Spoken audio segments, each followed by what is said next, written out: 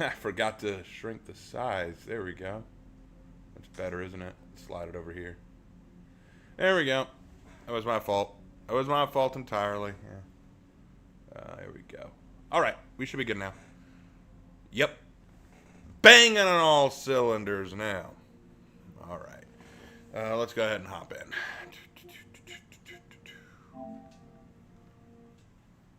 We're going to do a little bit of For Honor today. Not much. I just want to do a short stream. I wanted to do a short stream because last time we didn't get to talk that much about stories or storytelling or writing or anything like that. And I want to make up for that. I want to talk more about that tonight if we can. If we can. I believe in you.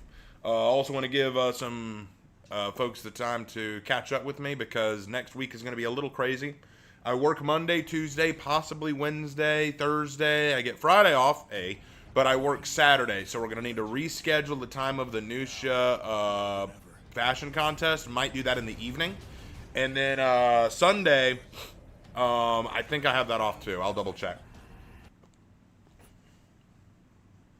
Honestly, I want to see Raven make the Hero Skins theme song. Yeah, I hear that, but I don't get any money off of it. Because I always get copyright struck. Tell you what you need to do, go to my Patreon page. Go to my Patreon. Because right now, my Heroes in History video is on there, completely unedited. That means that it has the song in it. It has my little short snippet of it. So if you want to hear the theme song for this hero, go to my Patreon. In fact, I probably might start putting all my hero theme songs on Patreon so I can make some money off of it. Because right now, many people, there are a lot of people who are subscribed on Patreon, but don't get anything good out of it, so they don't pay anything. They just kind of say, hey, I support you, but then I don't get anything out of it. So it's like, hey, tell you what, I'm going to put some stuff on there that is behind a little bit of a paywall. Not to be mean to you guys, but because, got to make some money. I got to, if I'm going to be spending any time doing this. You know what I'm saying? You know what I'm saying? Of course you know what I'm saying. Because y'all are awesome like that. Hey, Raymond, I'm writing a story about my Catachan jungle fighter who was discharged from the regiment and working as a mercenary bounty hunter on Necromunda. That makes absolutely no sense. What would a Catachan be doing on Necromunda? That's like the worst place for a Catachan to go. Catachan jungle fighters are just that. They're jungle fighters. They work well in jungle terrain or forested terrain. Throwing a jungle fighter in a hive world, about as unjungle as possible, is the worst place you could put a Catachan. I would, if it were me, dude, you mean write what you want. I'm not going to tell you what you can't write, but I would put him on a different world entirely. I feel like that's just saying, look, Catachan's cool, Necromunda cool, And that's not how that works. The rest, just because you got two cool things doesn't mean that they're going to be good. Like, chocolate is delicious, pizza's delicious, chocolate pizza. No. Doesn't work that way. I have spoken. High point. Oh, different person. I'm alright, Vulpecula. Which of your stories is your favorite project? Oh, God, my favorite story. It's such a hard question because there's so many that I love. God, I guess if I had to choose, Monster Club will always hold a very special place in my heart. Monster Club and Death Diary are both two very close stories to my heart. But with that said, Tempest Blade is catching up. I really enjoy working on Tempest Blade. Let's see. Hey, Raven, have you heard what's going on with Cesar Chavez? What are your thoughts? Lark, have you heard about what's going on with Cesar Chavez? I haven't heard anything. I thought so too. Like, I'm sure I'm thinking about the right person. I don't. No, that's Hugo Chavez. Yeah, Hugo Chavez is the one who's dead. Okay, let me see. I don't know anything about Cesar Chavez. The name sounds familiar.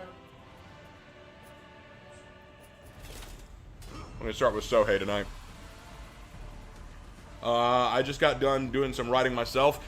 Yeah, I want to talk a little about my writing. So if you look on the thumbnail tonight, you got three characters. One is Ashlyn Ravencroft, who is a sorceress from my story, The Sorceress.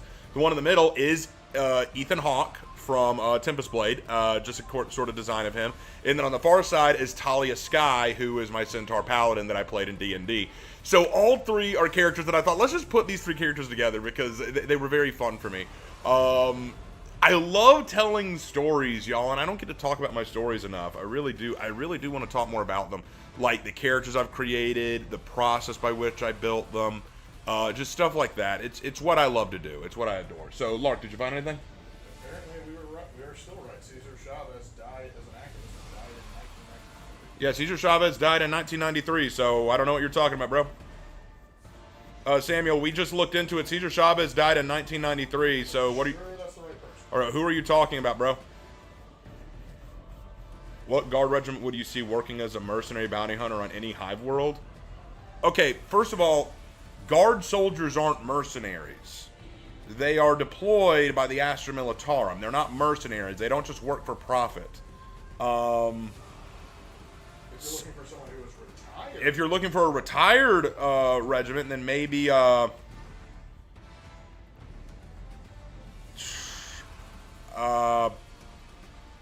honestly, you wouldn't find a lot. There aren't a lot of people who retire from the Astra Militarum or the guard regiments. That don't get like pulled into like a rogue trader or something.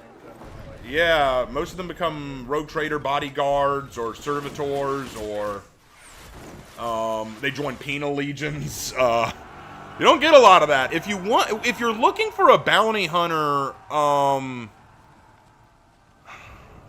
guess you could go with maybe someone from the Steel Legion, the Armageddon Steel Legion, maybe.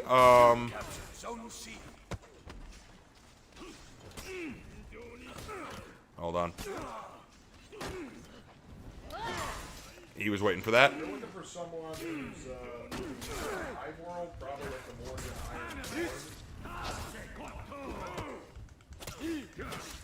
Lord. Prior, you want to explain why you did that now?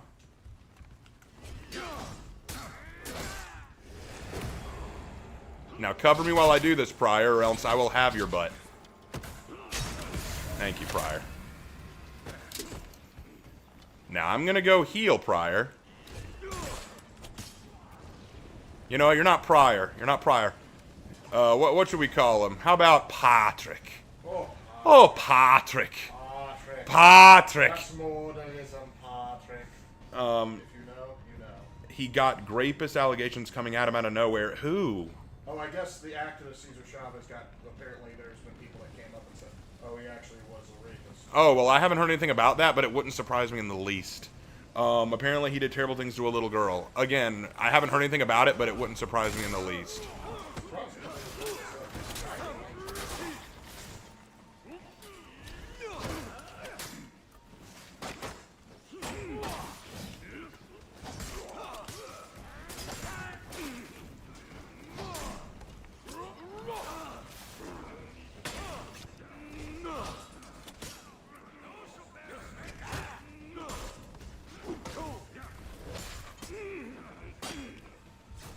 Ah, dang it. Died by minions.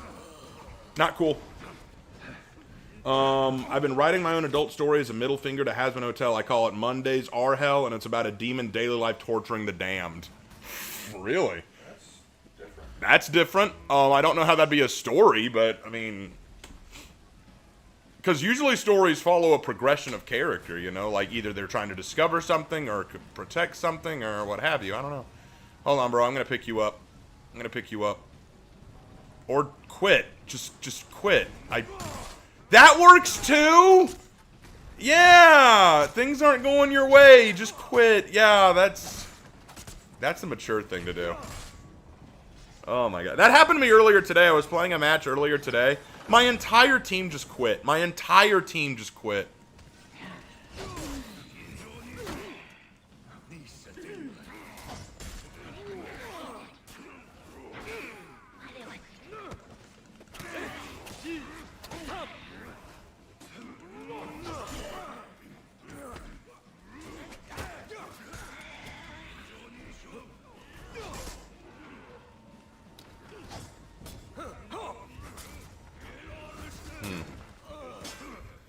I stand by what I said. Kensei didn't need the buff. Hey, Aaron. Raven Knight, I'm reworking the Death Stalkers, my Red Scorpions warband, and found the perfect way to make them while maintaining the Red Scorpions as a purist, loyalist chapter. The first veteran company of the Red Scorpions suffered a massacre by the Flawless Hosts, who stole some of their gene seed. While the Red Scorpions did recover most of the gene seed, some were lost or corrupted. The Emperor's children took the gene seed and made the Death Stalkers. Okay. Not averse to the idea. How am I joining the Sohei buff? It's pretty fun. I think he's a little overtuned. He's not bad by any stretch, but he's a little overtuned. Hang on, Shinobi.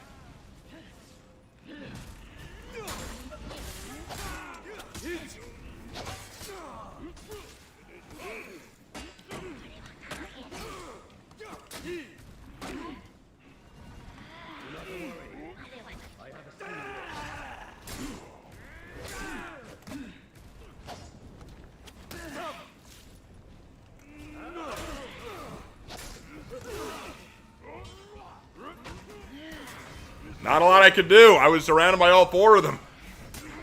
But I played anchor. Dang. All right. Keep them up. Keep them in A, guys. If you want to just keep them in A, you know, that's fine with me. Magical was awesome. Thank you.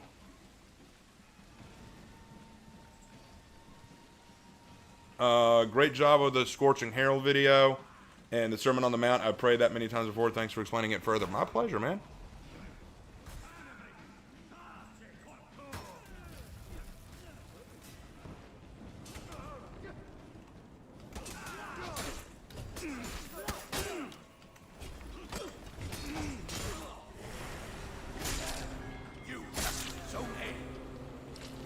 Payback.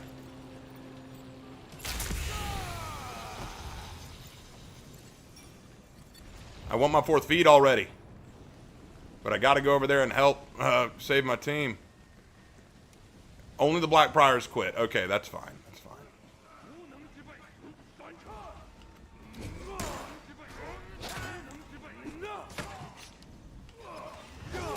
You lost Zone C.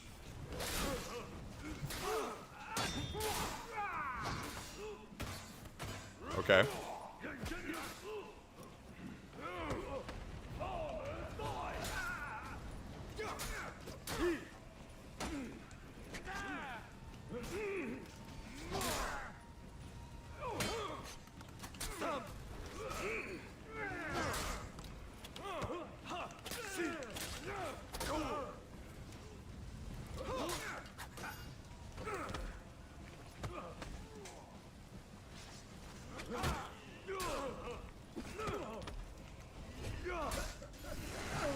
Got him.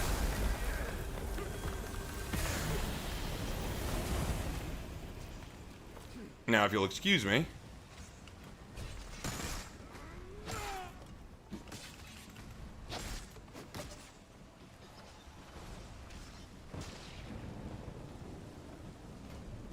Enemy team is breaking.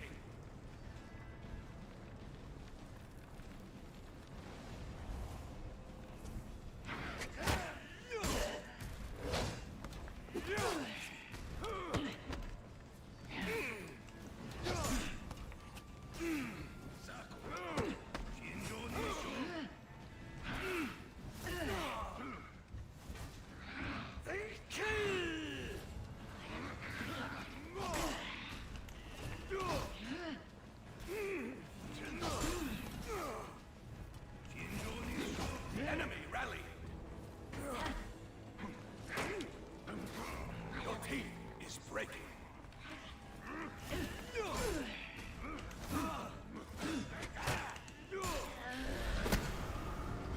You captured Zone C. Enemy team is breaking.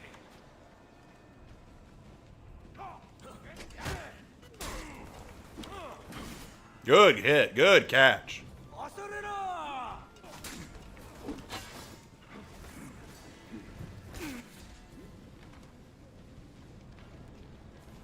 Audio went dead. Okay. Hey, there's your 4th feet, bro. Light it. Light it. Come on, man. That was a heavy. Come on. You got to light spam when you're using that 4th feet. There it is. There it is. Yeah! Scummy Kensei's. Let's go. Let's go. F Kensei right now.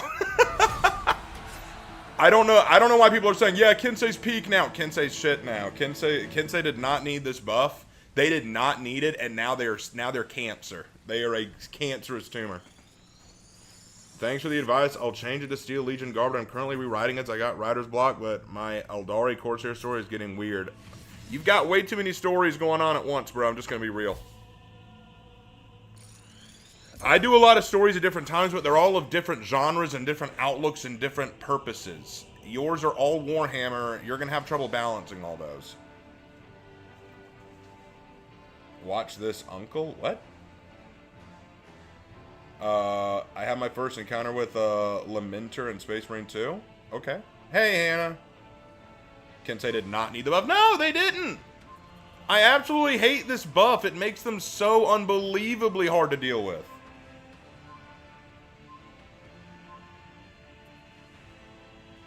He shamed his people? Yeah, for sure.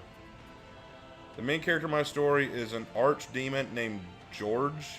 He's a neurotic mess who desperately wants something new in his life, but knows as a demon he's not meant for anything else. That's not a story. That's like the opposite of a story. that's like the complete opposite of a story. A story is about a character on either they are going to progress or they want to progress. But a story about a character who wants more in his life but knows he can't have it? Okay. That's like a character saying, I want to be an astronaut, but I'm never going to do that.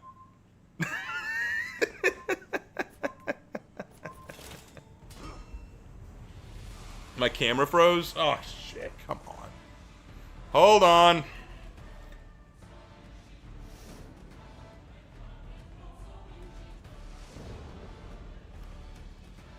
Hold on. Gotta fix the damn camera.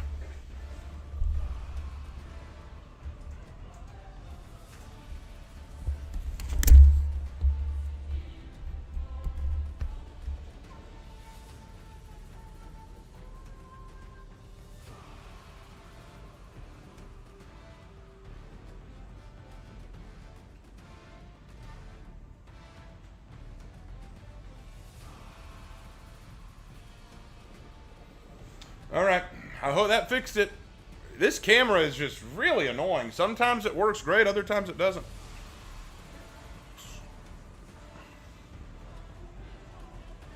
Was there winged cavalry units in Warhammer Fantasy? Yes, there were. There were winged cavalry units that were bears. Yeah, they were winged hussars on bears. You know you can look this stuff up, right? If you want, I mean, I'm not trying to be mean or anything, but sometimes I feel like your questions are ones that you could very easily find elsewhere. If you want my opinion on certain things, I can give that, but if it's like, hey, it's kind of like asking, hey, are there reptile people in Warhammer Fantasy? I don't know. You tell me, man. I don't know what I mean, yes, there are. Yes, there are. It's a work in progress. Well, yeah, but... Okay, so you're telling the story of a demon. And that demon tortures people. He wants more out of life. What that more is, we don't know. But he knows he'll never get it. So he doesn't know what he wants. He just knows he'll never get it.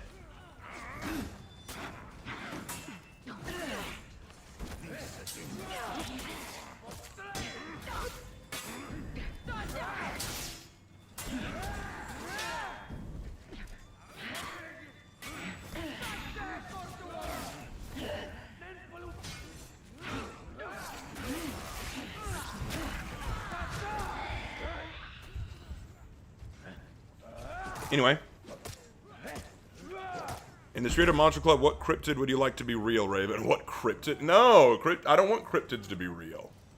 Cryptids are usually man-eaters. That would be bad. That would be very bad. Now, if you're asking like monster, like fantasy-style monster or anything like that, centaurs. Because you know me, I love me some centaurs. Centaurs are best. There is not... I'm tired of all the centaur slander and misrepresentation.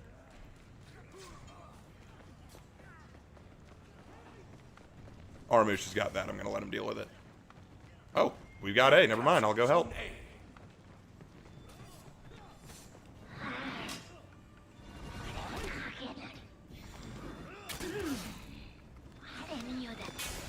Good read.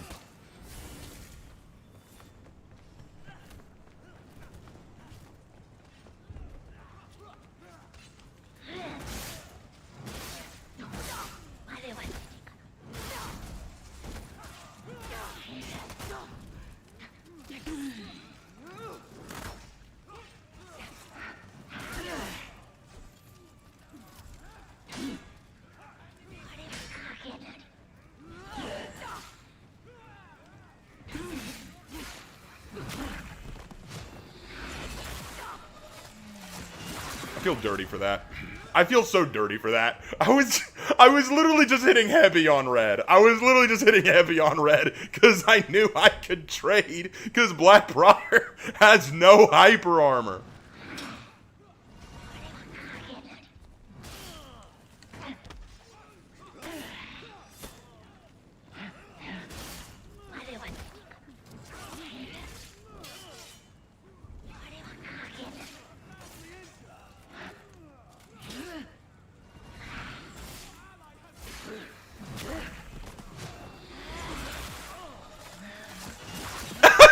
Oh God!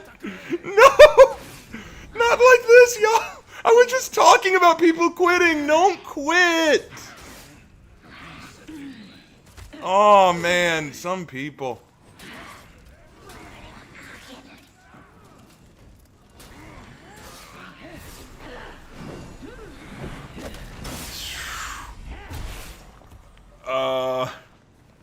Imagine Centaur Space Marines. How would that even work? I mean, that'd be badass, but how would that work? Riven, what's your least favorite fantasy race? Gnomes. Filthy gnomes. Filthy effing gnomes. F gnomes.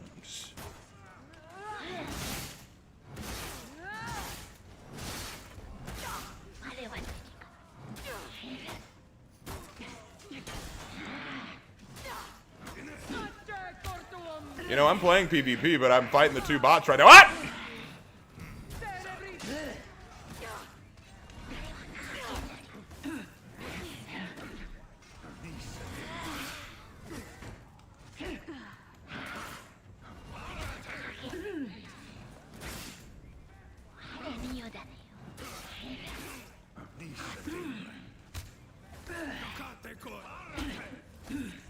No, I was stuck. Anyway. Sinning, how do you see it ending? Sounds like an interesting story about him having the realization about how empty his life is. Yeah, I mean, here's the way I would see your story going, man. Your story about your demon, right? Here's the way I see it going. Have him discover something meaningful he wants to do with his life. Have him discover some purpose, and then have him work to that end. But if he just resigns himself to not wanting to go anywhere, then he's not going to go anywhere. You got to have him discover something. You got to have a catalyst that kicks things off. That's what I'm saying. I'm not trying to say your story can't work. I'm saying what you have right now isn't enough. I mean, I'm no Hitakiri player, but I didn't know there were combos other than heavies. Yeah, many people don't realize Hitakiri has lights. Enemy rally.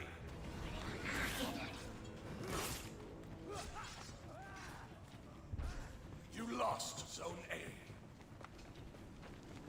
I feel like you have a hatred for gnomes, Raven. Why is that? It is a long and complicated tale. But it's also funny, yeah. It would be best if Lark tells it. Hey, Lark, you want to come explain your where our hatred of gnomes first came from?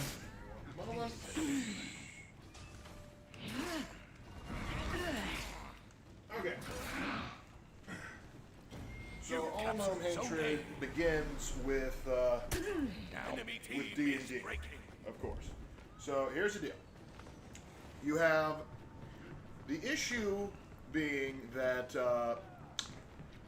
first campaign I ever play, I got a buddy that's running it, and one of the locations, I think it's like the cavern, like it's like the starter campaign where you're dealing with the ice draft. And anyway, one of the missions that you have to do is you have to go into like this little gnome colony and like kill the monster that's apparently eating them all. However, the way he played it, the gnomes were very annoying to deal with. They were either too scared to speak to us, no matter what we did, or they were so pompous and arrogant they wouldn't talk to us.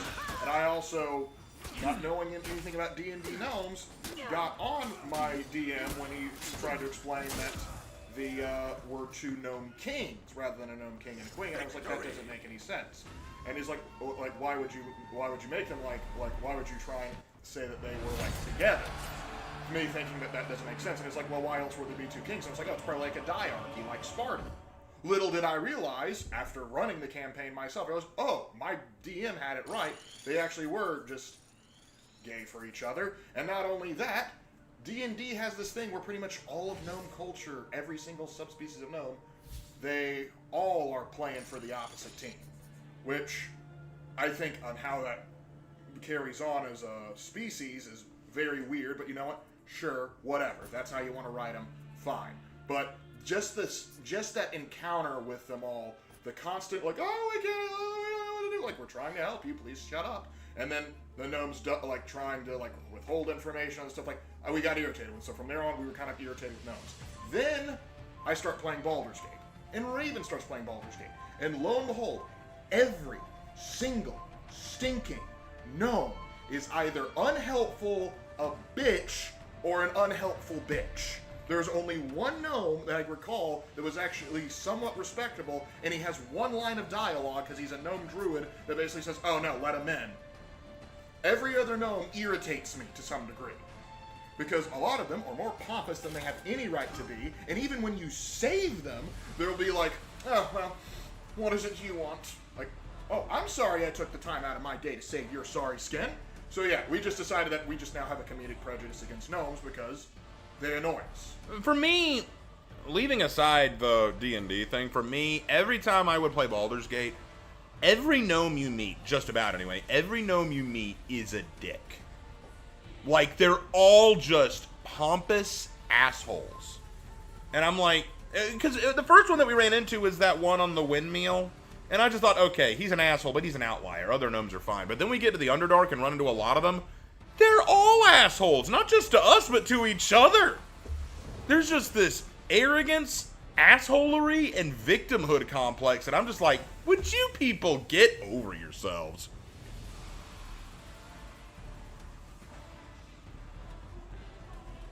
But yeah, we just got so sick of gnomes being just little turds.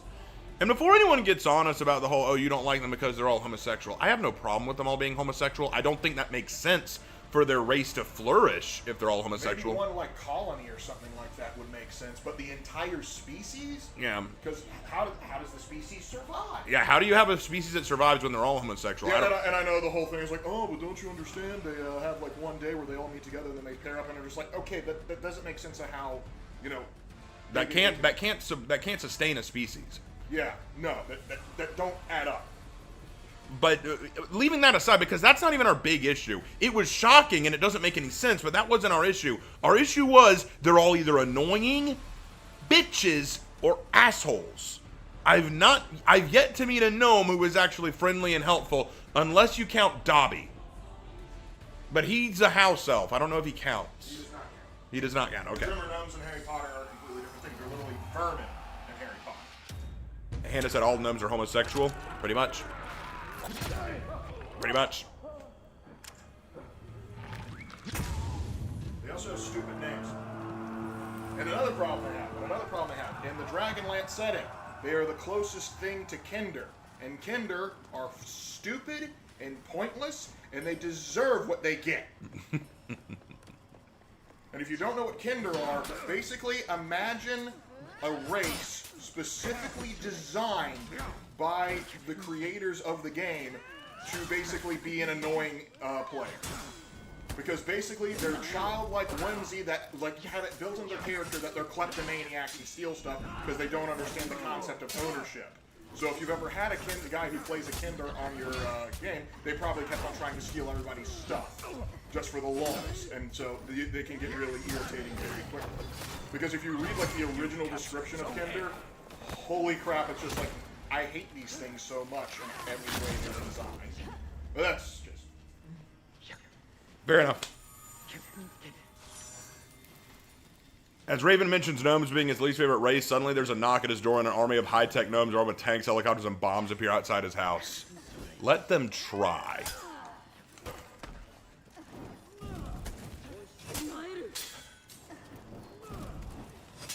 Good read. No.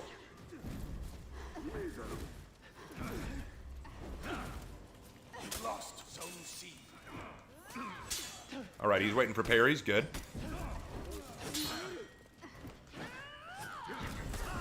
You captured Zone C.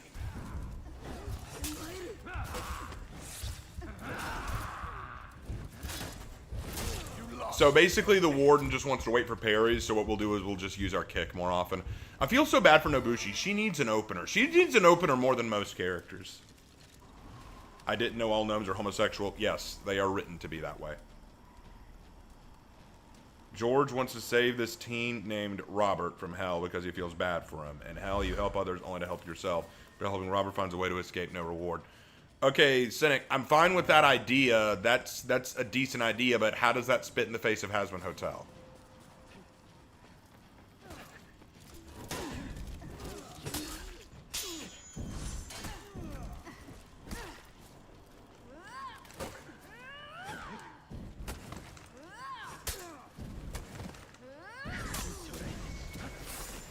If you're gonna stand there, I'm gonna hit you.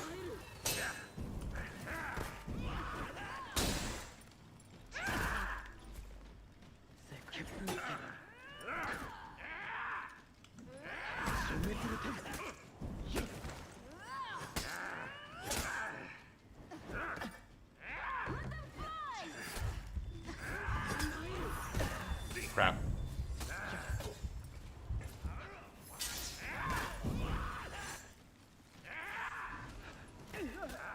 Not a lot we could do there. I am not afraid of an army of gnomes. I'm not afraid of an army of gnomes. Want to know why? They have to stand on three of their own just to look me in the eye. And also, they're like, oh, they have super advanced technology. Really only works in D&D. It's like, that's great. Would you boys like to see 12 gauge? They are no threat to me. They are no threat to me. Not to mention, if gnomes were known for being courageous, they might be more endearing. Raven, would you rather be a gnome or French? French. Oui, oui. Body came off when I see gnomes. By the way, the high-tech gnomes outside are from World of Warcraft. Oh, I did not know that. It's certainly from the garden, that's for sure. Hey Raven, what was your hardest legend to write with your work schedule and multiple rewriting? My hardest one to write? Nibbles, probably.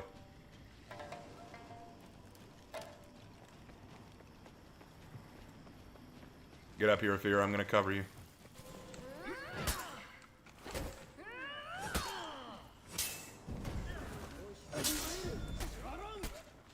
You lost Zone A.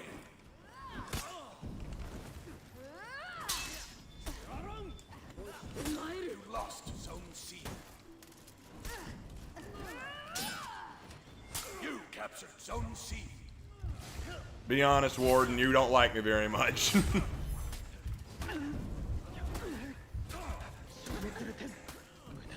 I guess I just wanted to do something better with the concept of benevolent demon than busy pop.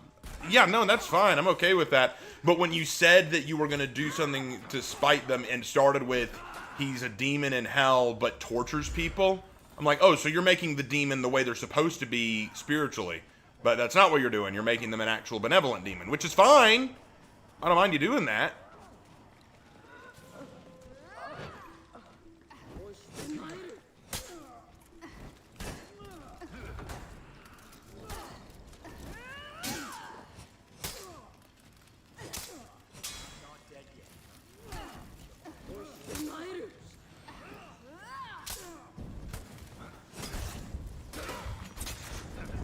Yeah, get that feet going. Let's go.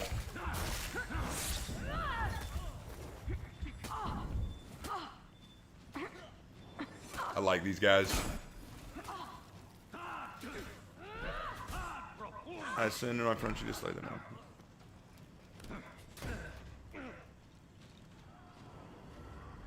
That's where Armouche just has a win button. You captured Yeah. Zone A. Armouche is annoying, unfortunately. I find them annoying. I know a lot of other people like them. I just find them annoying. Hang in there, Afir. I'm coming.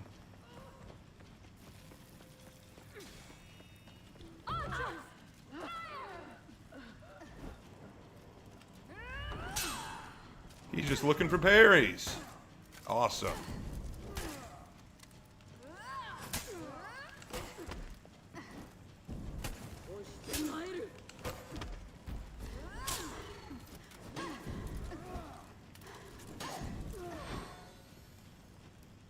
Sometimes.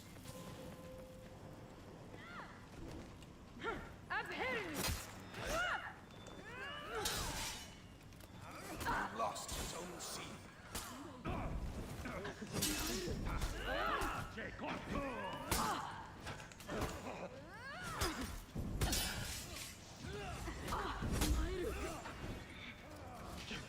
Pull back, pull back.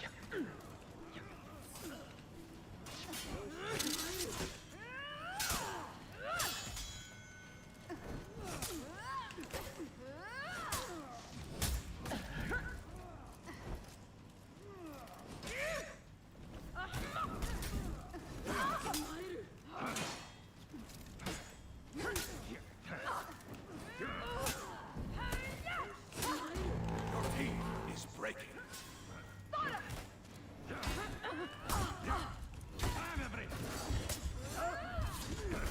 Damn, what did this match turn into? I'm kind of scared. Oh no, the Aramusha's a thanker. No.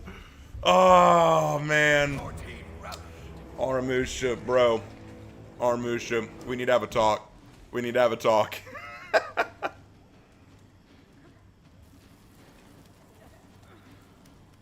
I still find Kyoshin and Virtuosa annoying. Yeah, I do too. Very much so.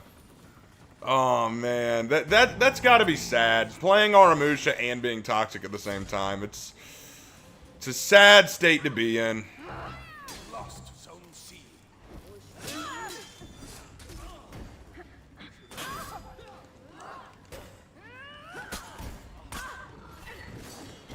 You captured Zone A.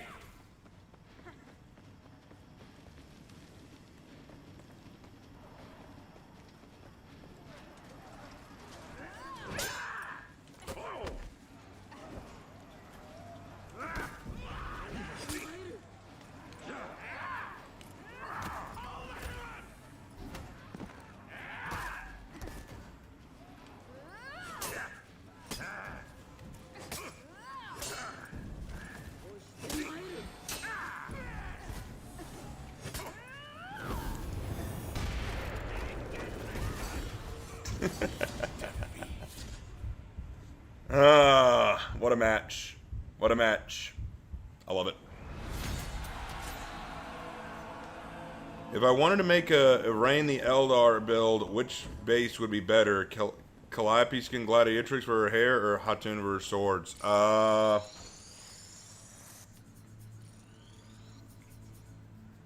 You're going to get more customization options out of Hatun. Hey, Dr. Leon. If they ever take off Kyoshin and Aramusha to remake them, I cry tears of happiness. You know, they could just take them off and I'd be okay. But yeah, we're not going to stick around with these toxic people. Let's get the hell out of here. Let's get the hell out of there. Ugh, that was gross. That was gross. You get people like that, though. You get a lot of people like that these days. Sad, isn't it? That's why there are some characters I just don't like playing because I feel like they just thrive around toxic individuals. Aramusha being one of them. I feel like a lot of people who play Aramusha just it's a weird state of affairs.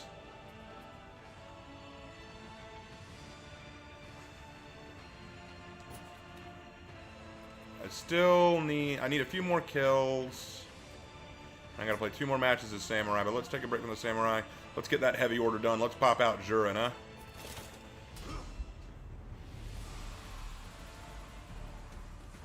Raven, in terms of writing, who's a better villain, Apollyon or Handsome Jack?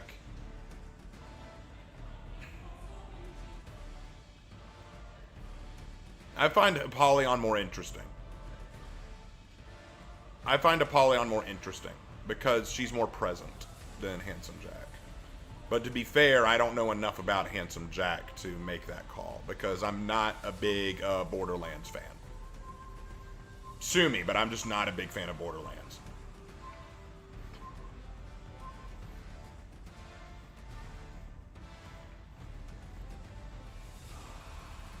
I know everyone loves it, but for me, it's just I just couldn't get into it. I just couldn't get into Borderlands, so Handsome Jack never really did much for me. Alright. Kensei, Tiandi, Yorm, and Goki. Okay. Let's see how this goes. I just want to see alternate armor sets where Armarouche's hat is gone. The Prince of Persia skin is your best bet. That's the only one where he doesn't have a hat. And believe me, I do not like the hat either. We got 33 watchers right now. It's pretty cool. We'll go a little bit longer. I don't plan to stay on super late tonight. I just wanted to hang out for a bit, chat about stories. Tempest Blade, I'm still working on the writing for it. Still planning that out. Because right now I'm editing the chapters I already have written and I'm wanting to add on to more. In fact, there's going to be a slight break in it because tomorrow I plan to do a writing stream instead of a reading stream. If I can. So that gives me more time to work on Tempest Blade. I've tried playing Hatun and I find it to be frustrating because her attacks are too slow and can't form combos or chains. You 100% can though. Hatun is meant to soft feint a lot. That's why her attacks are slower. Oh, I thought you'd fake it.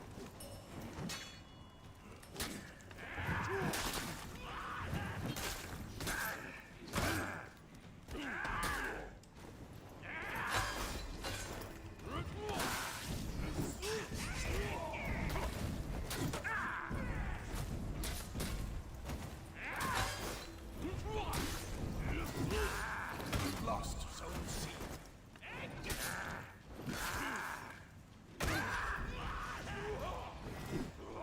Yep, keep your distance, boys.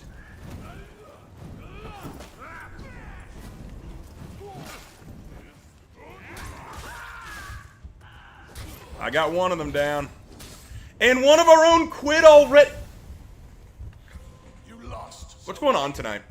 What's really... Yeah, after this, I'm playing bots. This is ridiculous. Either I'm up against a toxic tryhard, or I'm up against people who just want to quit. This is ridiculous.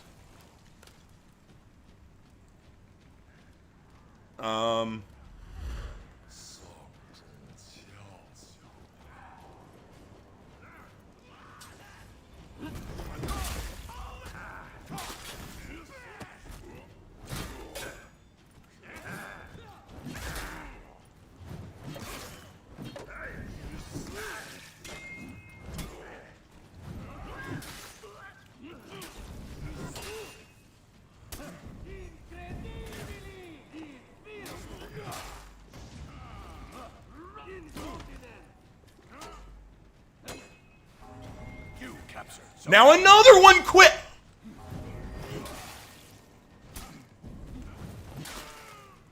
I'm amazed. I'm actually amazed.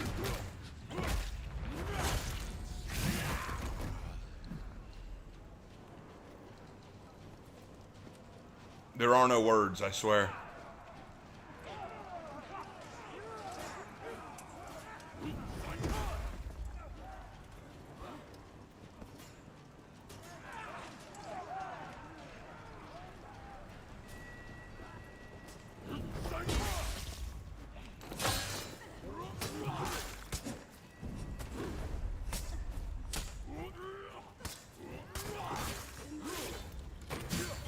You captured Zone C. Raven, how did you come up with the sci-fi story from Jay's art? Which sci-fi story? Because Jay is currently working on his own sci-fi story. It's really good, by the way. Like, Jay's actually a really good writer. I know he says that I'm better, and that's debatable, honestly. I feel like he's actually really, really good.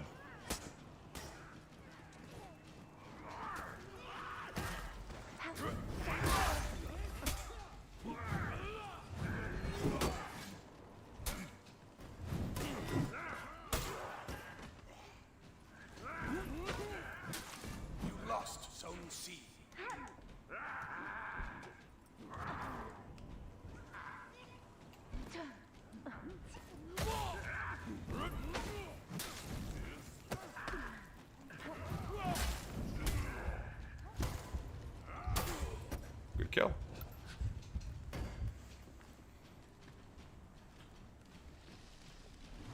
I look forward to part 2 of Hironaga's story. Also, how's Dalton's legend going?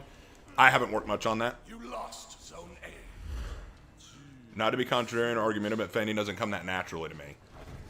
Okay, that's fair. If it doesn't come naturally to you, that's fine. That doesn't change the facts, though. That's her design.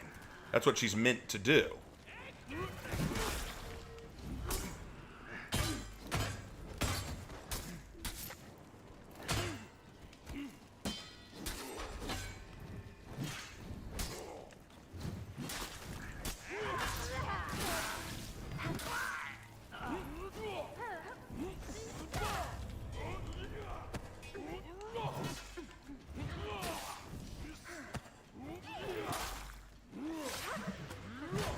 Now they're quitting!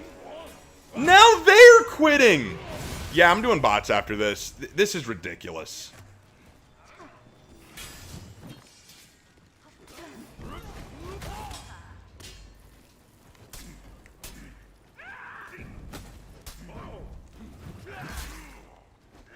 You captured Zone C.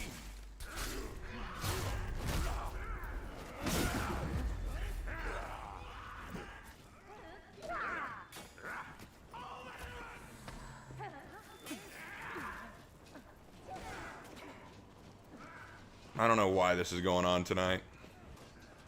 You lost Zone C.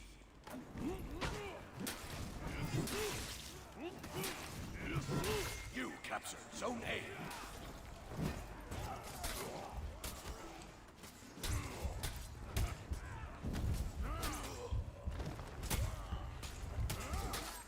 Which Astartes successor chapter do you think deserves to be extinct? The Marines Malevolent. Yeah, we see the answer on the face, Raven. The one set in the prison colony? What? I don't know what y'all are talking about.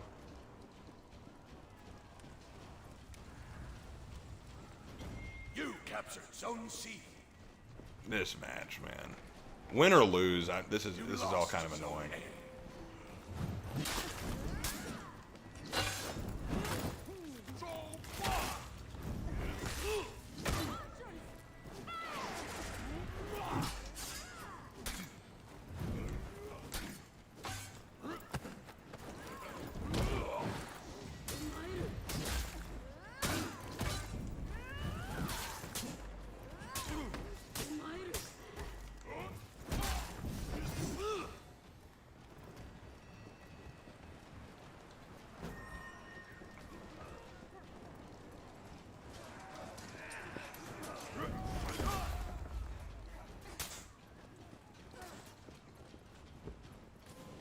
The Nobushi should have just stayed on point, damn it.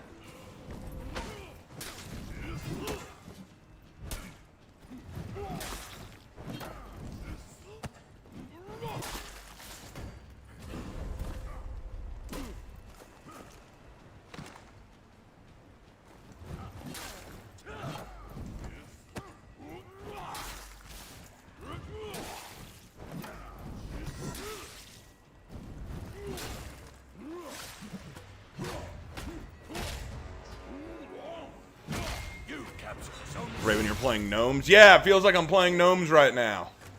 Filthy creatures. Really?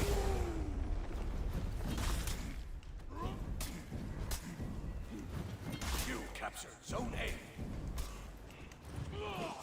Y'all are seeing this?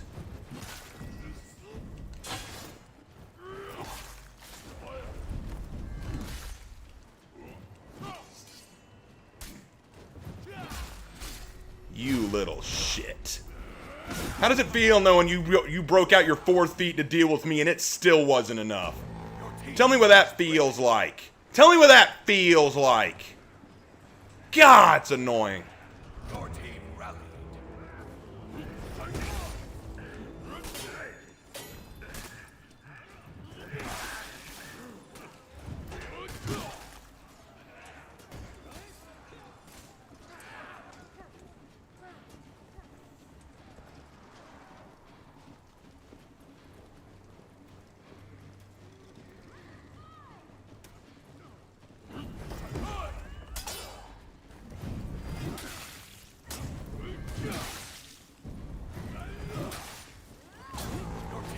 is breaking.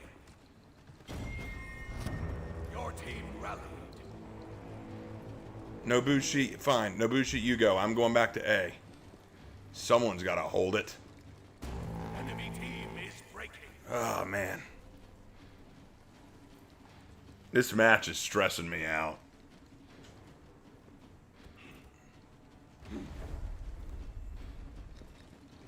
Your team is breaking. Enemy rally.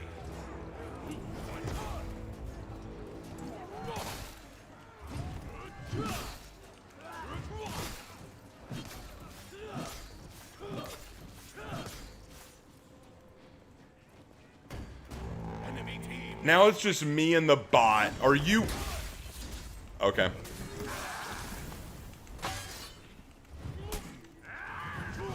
Enemy rally.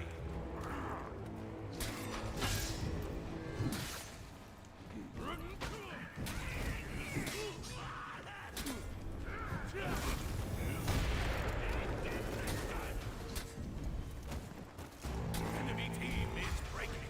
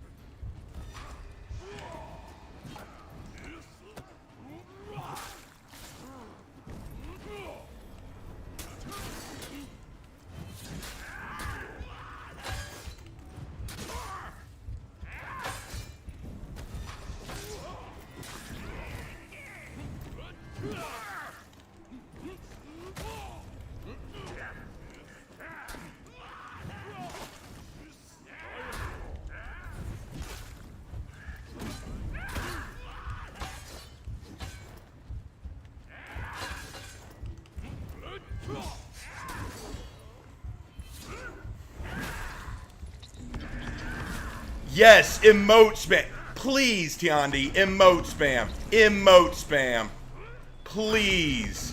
Please. What the fuck? Okay, dude. Okay. Okay. Okay. Okay. Psycho Killer? Alright, dude. Let's see how fast you pull out. Let's see how fast you pull out. You will be my target next match. I want him. I want him. Let's go. Let's see how fast you go. Let's see how fast you run. Come on, man. Stick around. Let's see how fast you run.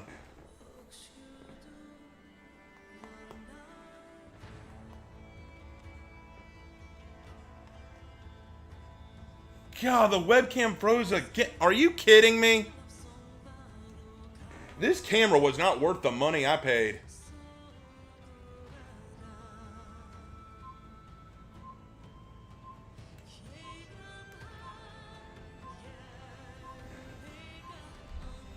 Yeah, I know, guys. Working on it.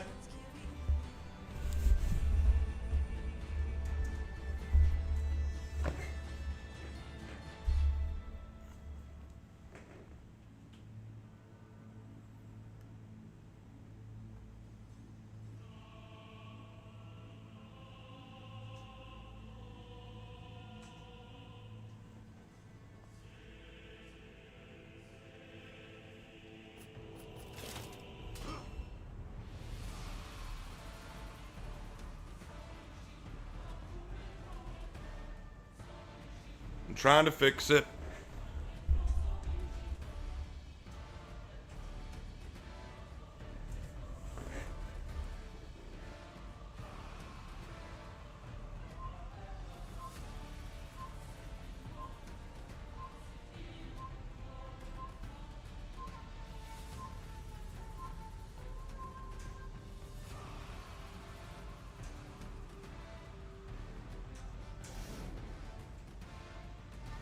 That'll do. That'll do. Alright, where is he? Good, he stayed, and he's playing Goki this time. Figures he's gonna hide behind the fat man. Alright. Alright. Fair. You got two Gokis and a Sohei. I see your game plan.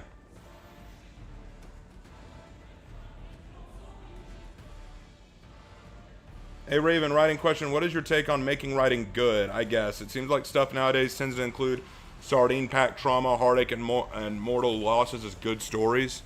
Well, the problem is people today think that any form of drama or struggle is good, but that drama and struggle has to have substance.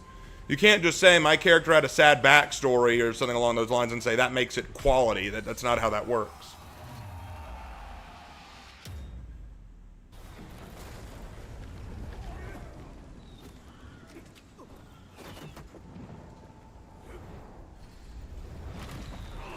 All right. As long as my team doesn't start quitting en masse, we can win this. We've got the heavily buffed Kensei, we've got the cringe Virtuosa, and we've got a Jurin. We can take them. You captured Zone A. You lost Zone C.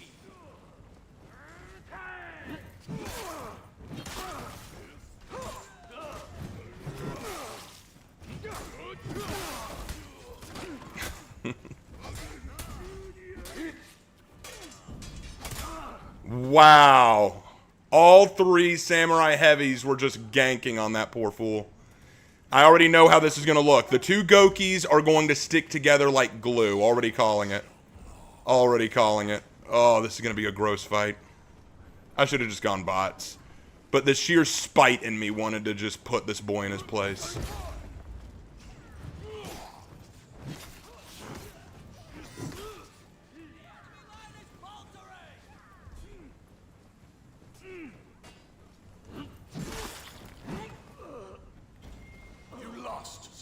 Look at that, both Shugokis in one zone. What a shock.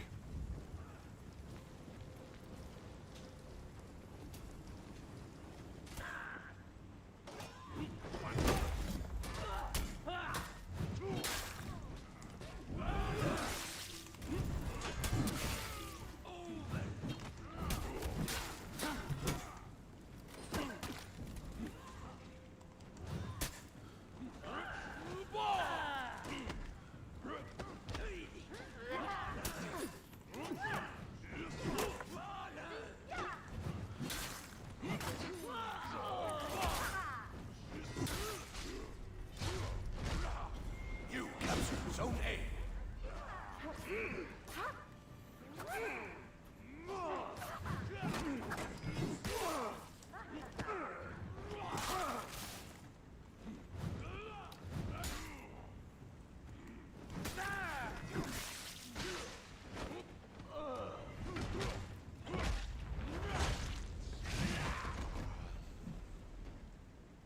What's your all-time favorite video that you have done?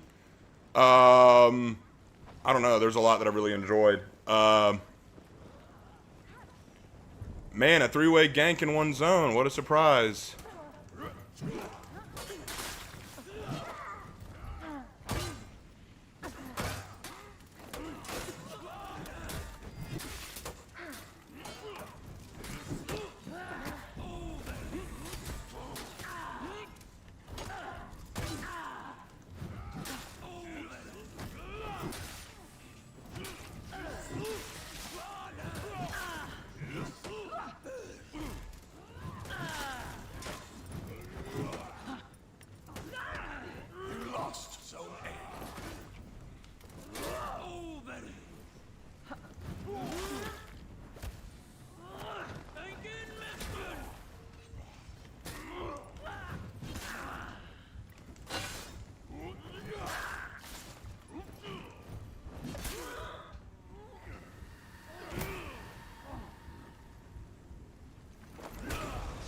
Oh my God.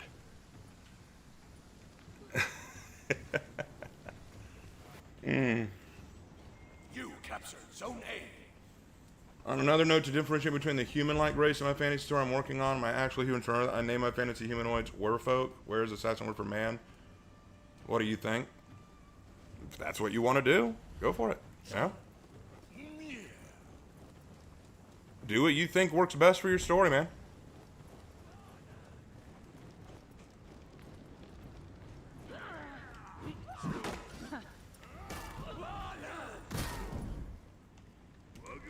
You captured Zone C.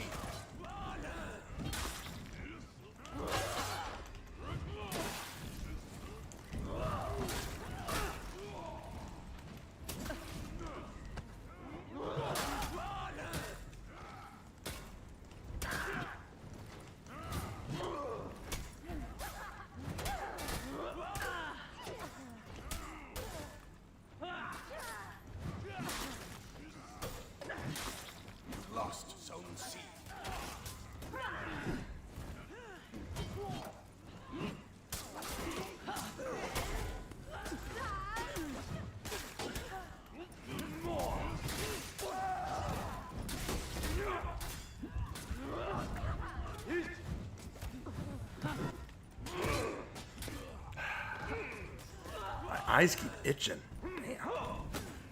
I'm not using that as an excuse. I'm just saying my eyes keep burning and I have to keep rubbing them. On Rainer note, I'm facing the hag in DBD. I'm honestly shocked. Yeah, I don't see a lot of hags running around anymore. I have to trust them to win that. I've got to turn B around right now.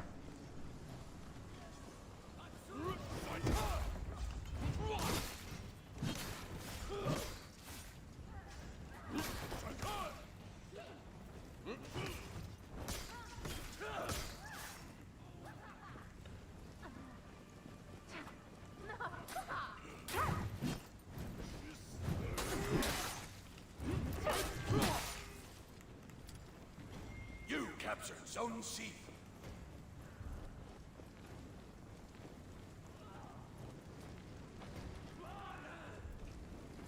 You lost Zone A.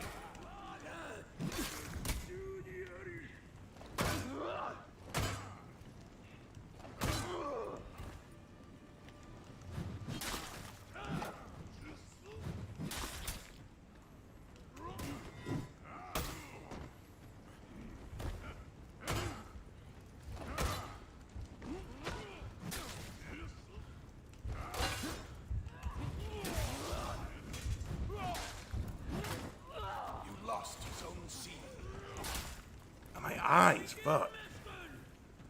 I keep having to close them because they're wet. Oh, what's wrong with me? Probably allergies.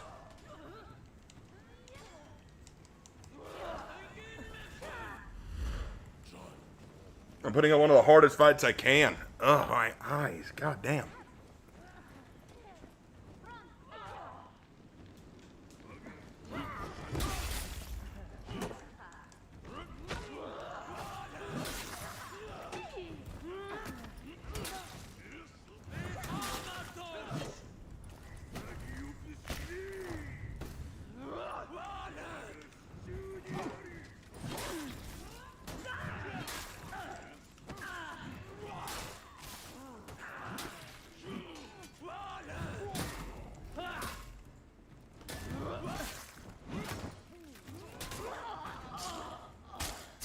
You captured Zone A. Come on, eyes. Work with me.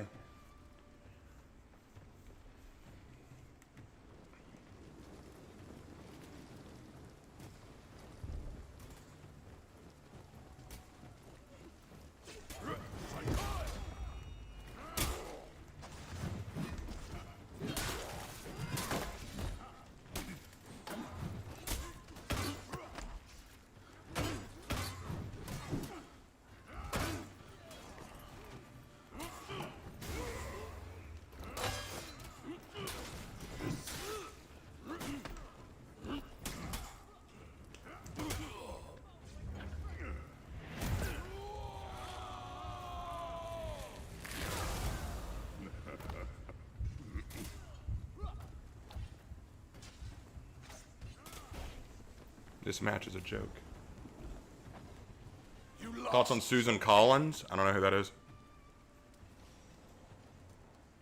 Raven, do you more join Legends or the Golden Line the only one for now? That's the only one I have in store for now. I haven't thought about any others. This whole match is a joke. Start running. Find your friends and fight.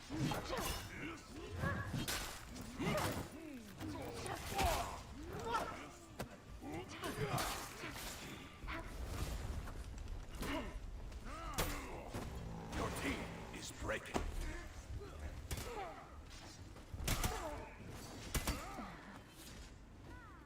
Fuck that loser. Fuck that loser.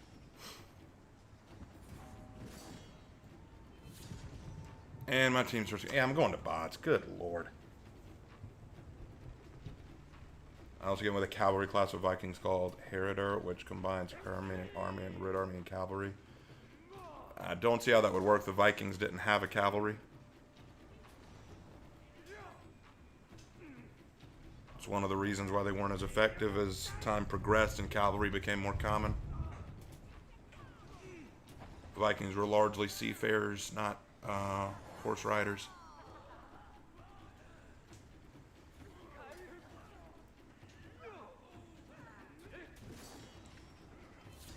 God. Raven, how do you come up with unique names for your characters and your stories? That can take time. Sometimes the names have meaning, sometimes they just feel right. It can depend on the character. It's for my NFC story? Okay, fine. If that's what you want to do, I'm just saying, historically that doesn't make sense. But if it's for a fantasy story, you do what you want, man. You do what you want. You just shared it, so I'm offering my opinion. Defeat.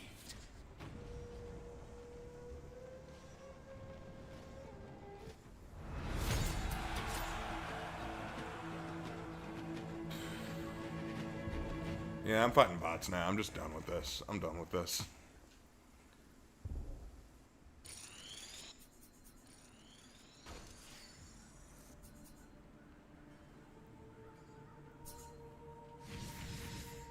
The sad thing is, I know what's playing better than half these fools, but hiding behind Goki ganks and just, it's so annoying. It's so annoying. I'm out of that whole business. I'm out of that whole business. Moving on to Breach.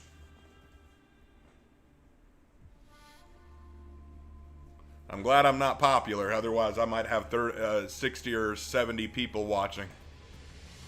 Then they'd all see how bad I am. All right.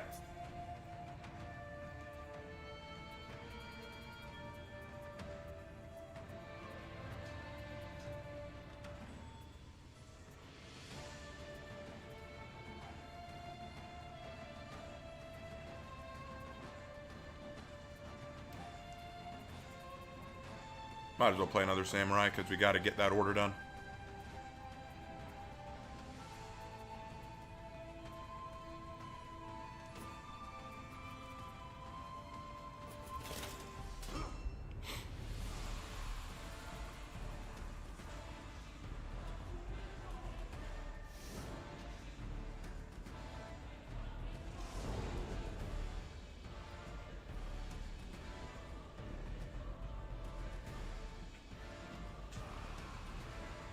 All right.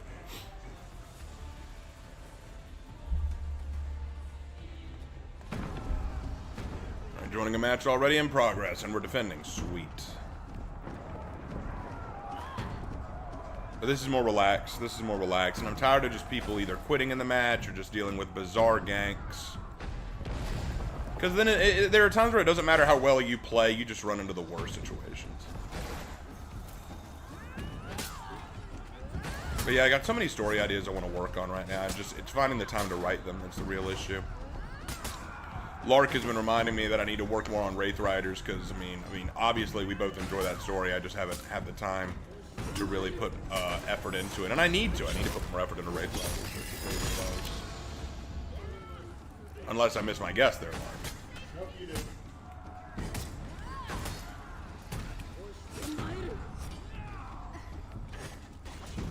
But then there are also stories that I write that just no one ever reads, or not because I haven't released them. Like, for example, Sorceress. Only Hannah has read that. Only Hannah has read my work on the Sorceress. And I think, if I recall, Hannah, if you're still there, you want me to keep working on it. Because we keep adjusting the idea. Every time we think we've got it down, we come up with a new adjustment we want to add. Which... It's funny, writing the magic system. Magic systems can be so complicated, but I gotta get it down. I gotta get it down if we're gonna do it right, you know what I mean?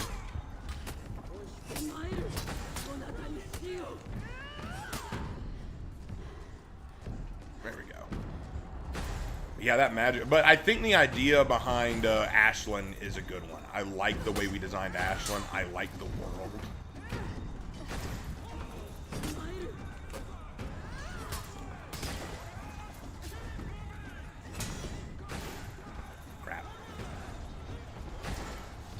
Which character of yours do you think is the coolest?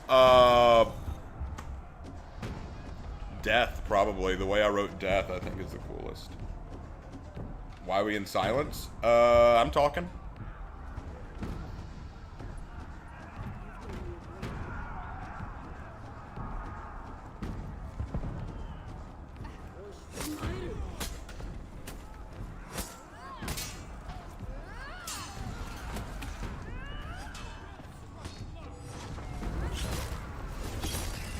think an artist's work should be subject to criticism even if they didn't ask for it? They posted for the public? Like, do you mean if an artist doesn't put their stuff out in public, it should still be criticized?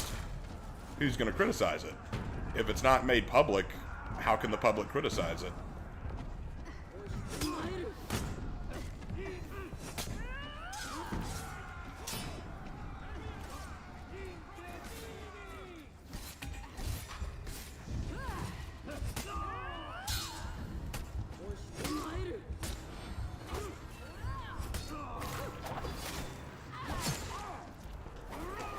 Cody from Alternative History Hub theorized that if Doggerland had never been flooded and turned into the North Sea, Vikings would have been horse riders like the Rohirrim. Yes, in that alternate history scenario, sure. In that alternate history scenario, yeah, I guess. But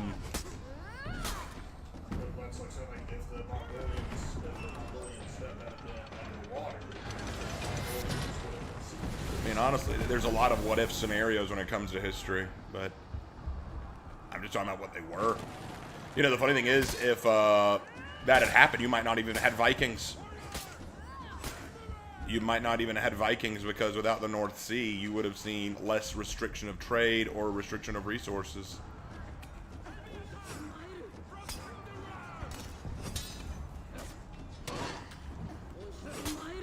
They might have evolved very differently.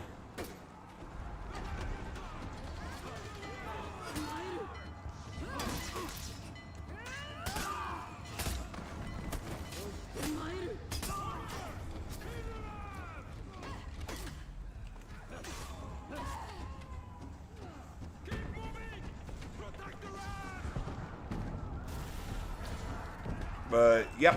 But yeah, got to work more on the Sorceress. Hannah, if you're still there, I am working on it. It's just taking time, obviously. But got to get that done.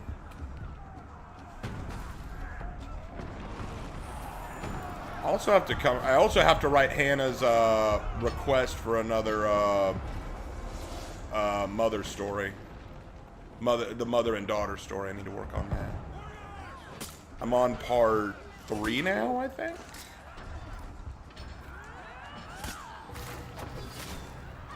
So I got to work on that for sure.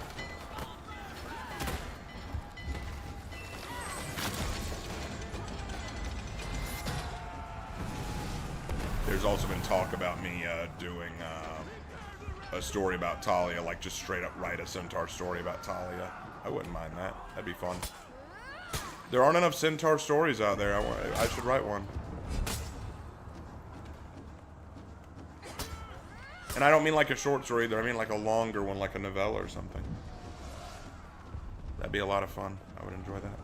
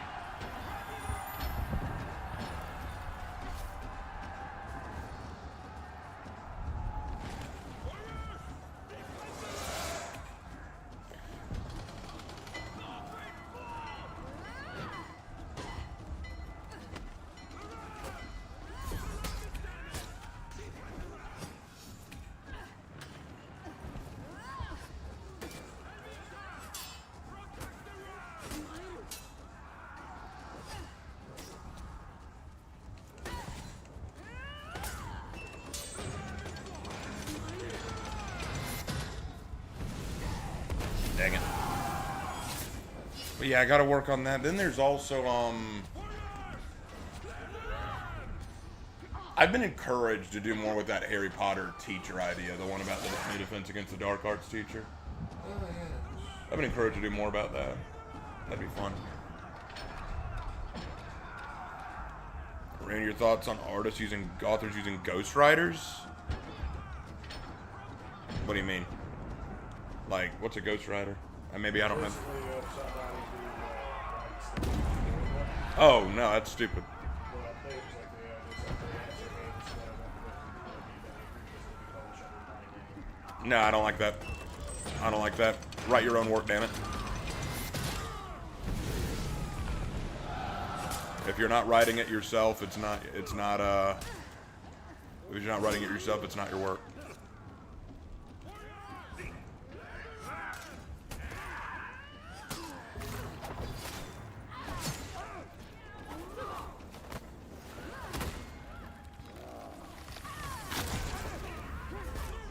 Why are you...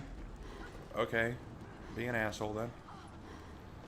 Tonight is not the night to be playing For Honor. Even on PvE, I get an asshole.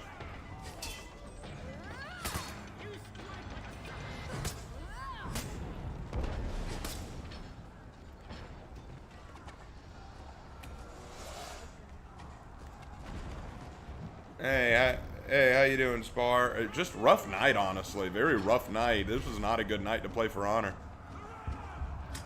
I had to switch to PvE just to get away from the rough matches, and even here I'm running into jerks.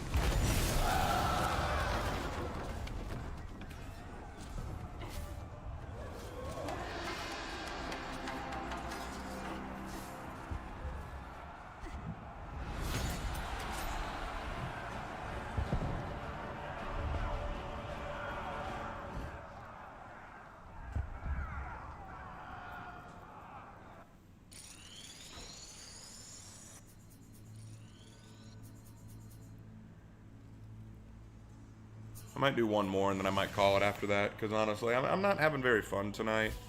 It's not you guys, it's just a lot of the match, even the ones I won, I'm kind of like, just lots of people quitting for no reason. A couple of very toxic individuals. Just playing some rough matches. I don't know, I'm just not enjoying it tonight. Maybe it's just one of those nights. Maybe it's just one of those nights where you're just not having a lot of fun. Raven, do you own a Naginata? No, I own a Spear.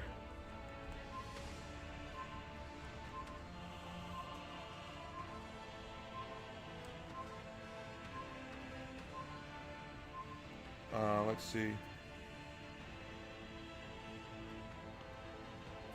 There was a hidden gem that starred an alien-themed centaur called Stranger's Wraither. Haven't heard of that.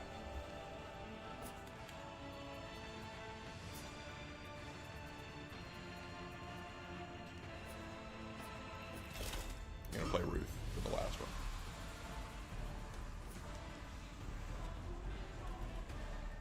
Because I want to get Ruth up to rep 80 soon.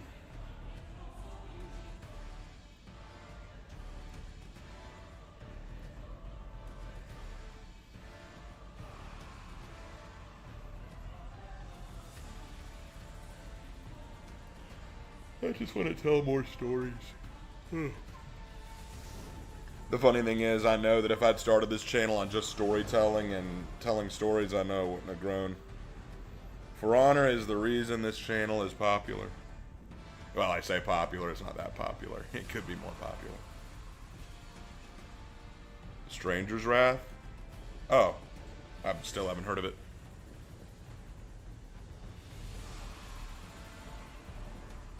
I still have not heard of it.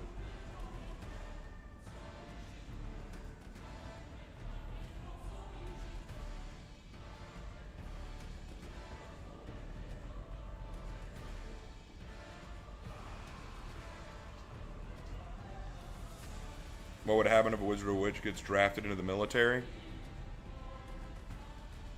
That depends entirely on how known wizards and witches are. Like, if they're not known or they're meant to be kept secret, then they wouldn't use their magic unless absolutely necessary. If they are known, there would probably be a whole division of witches and wizards. Like, that depends on a lot of factors, man.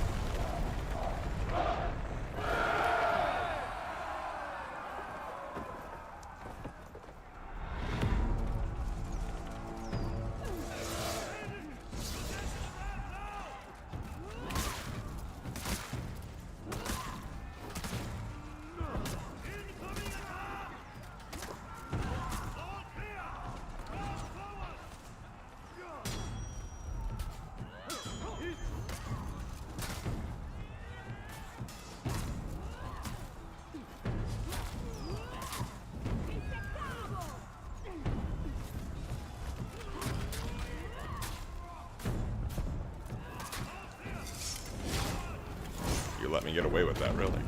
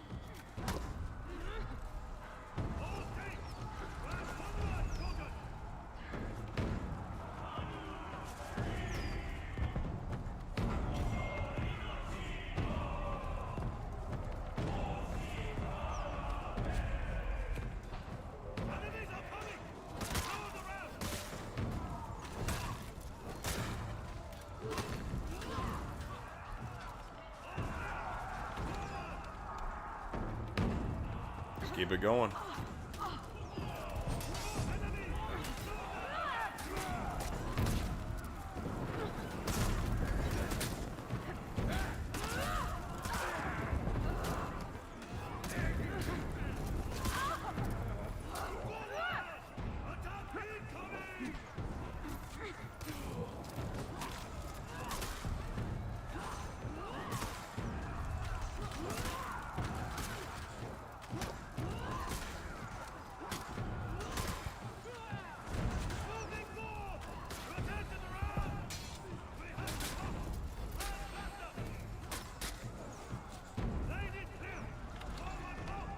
All right, moving it up.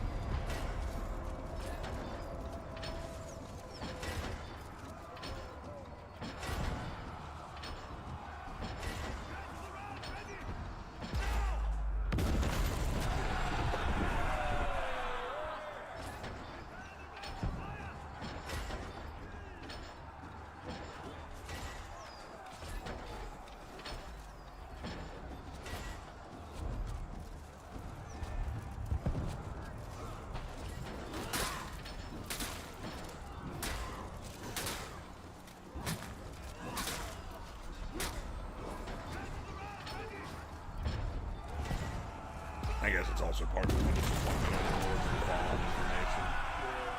That just kind of bummed me out, honestly. I was having fun with that, only to learn that information.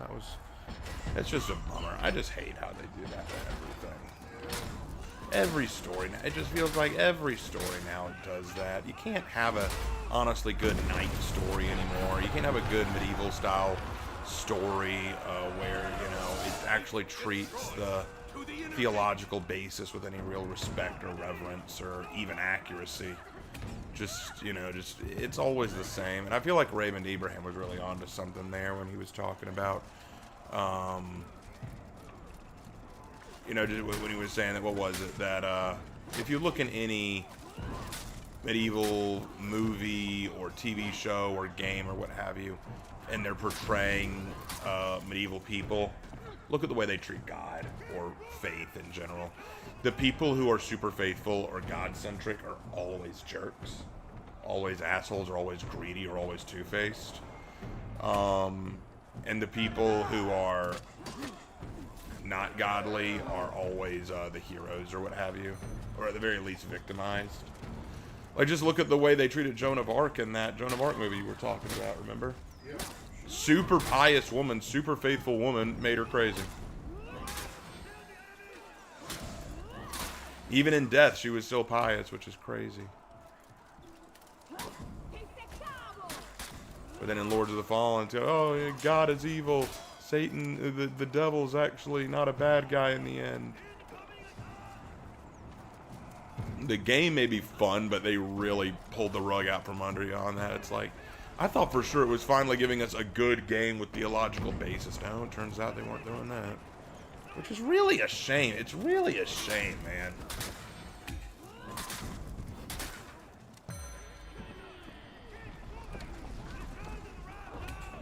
really a shame. I was really because I was hoping to get the sequel. But now I'm not sure I want to get the sequel. Because I don't want to play a game that just continues to push that nonsense. But then again, I guess all of them do nowadays. Hey, Striker.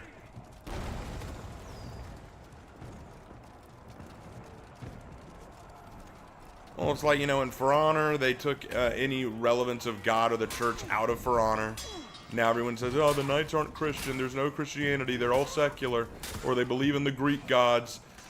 Yeah, but we'll make the samurai, Chinese, and Vikings all worship their gods properly. They'll all have that, you know, that. Gotta make sure that's accurate. And Lords of the Fallen, they kind of had this built-up idea of the devil versus God. The devil had been sealed away, but now the seals that were holding him in place are breaking, and you gotta stop him. But then it turns out God is a tyrant, and he just wants to destroy everyone, including you. And the devil actually wants to save everyone, and I'm tired of the God is evil trope. I'm just so sick of it.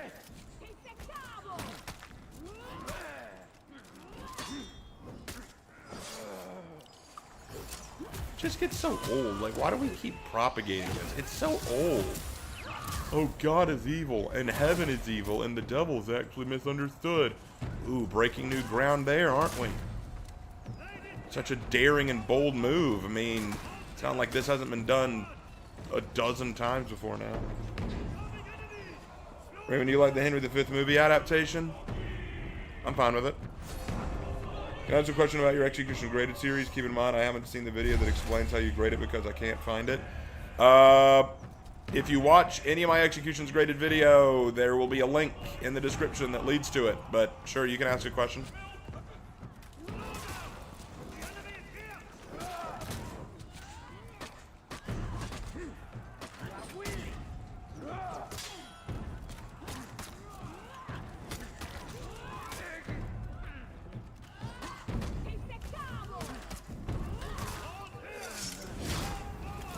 I really enjoy most of your fantasy stuff, like New Epic, Tempest Blade, and the Raven Lord lore. Personally, I think your stories are how fantasy should be written. Thank you. I appreciate that. Fantasy's fun for me to write. I enjoy fantasy.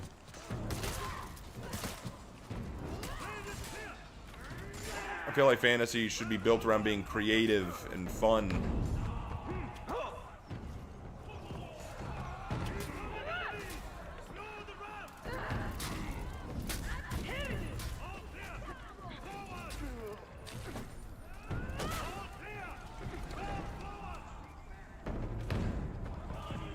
It's literally the Squidward meme of how original. Yeah, literally. Hey, Raven, sorry for a follow-up question on the substance you said, but where would you go to learn about it? As much as I love world building, I guess I never put much focus on stories. And yes, I'll take your prior advice on Googling it too and actually reading books.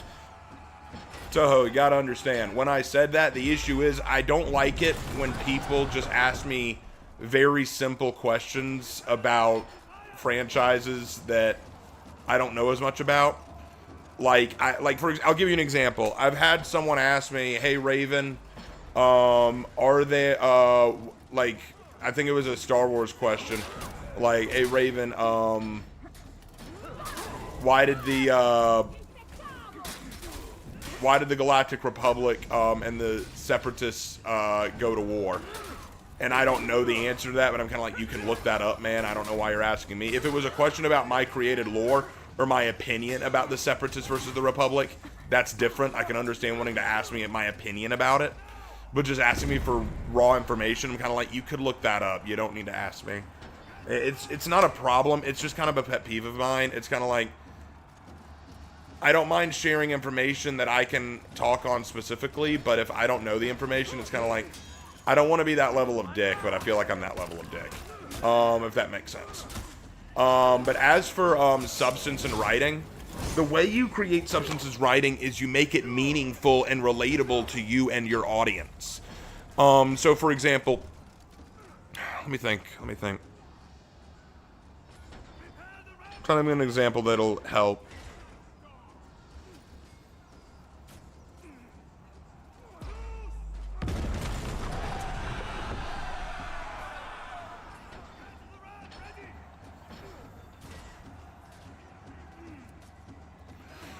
So, in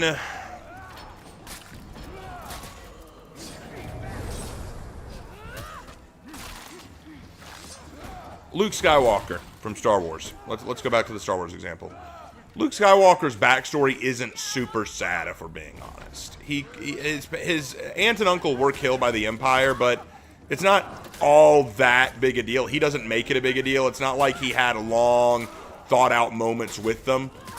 What makes it gripping is we understand what Luke is going through. We understand the idea of wanting to get out of your typical mundane life. We understand wanting to explore the wider world and finding our place in it. We understand what it's like to be tied down.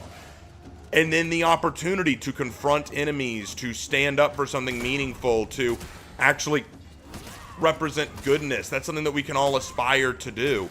And so we recognize that in Luke because we recognize it in ourselves. But I feel like a lot of writing today follows the Rey Skywalker, yes, that's what she apparently is now, route, where it's, I was a lonely person all by myself who had to make it on my own, but you know, I made it through because of how effing awesome I am, and I'm just so good at everything I do first time I try it. Oh, but I'm totally a gripping, interesting character who, you know, actually has to struggle for the things that I know. Don't be fooled. Don't be fooled. I actually am a gripping character with baggage, with weight to my story, with weight to who I am and what I do. And I feel like when you have those stories, it's trying to convince you that there's weight to it. They're trying to tell you, be invested in this character. Isn't her struggle real? Look, it's just like Luke. She grows up on a desert planet. It's just like his, and you were invested in Luke. Be invested in this character. It doesn't work like that. You have to be invested because you feel related to the character. Luke was relatable because we understood what it meant to be a young nobody in a backwater area, wanting to get out of it, wanting to see the world, feeling tied down, given the opportunity to move forward, the chance to stand up for righteousness and what's good, and then taking it despite everything being against you. We could go with that. And Luke being naive, being whiny, not knowing how to do certain things, wanting to know more about himself and where he stands. We could get behind that.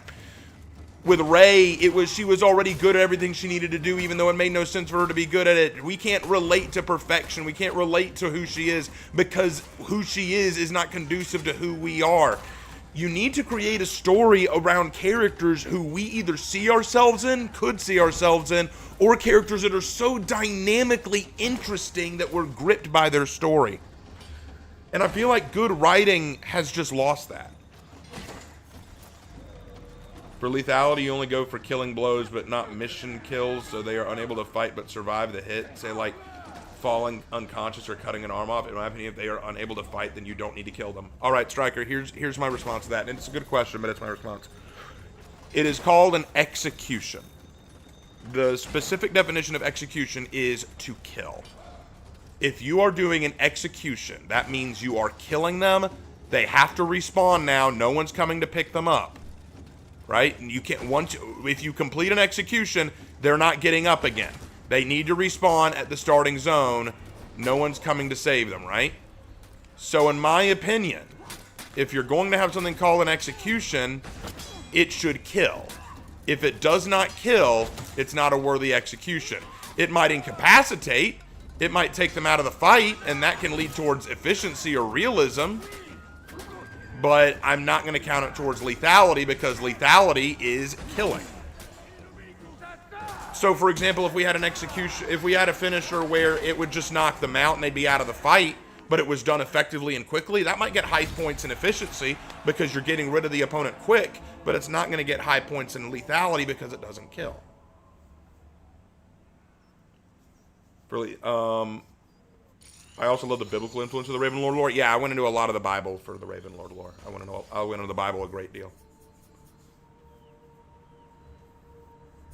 Rey in the first movie was okay, but after that it just died. Rey wasn't even okay in the first movie. I feel like a lot of us just got sucked into it due to nostalgia bait.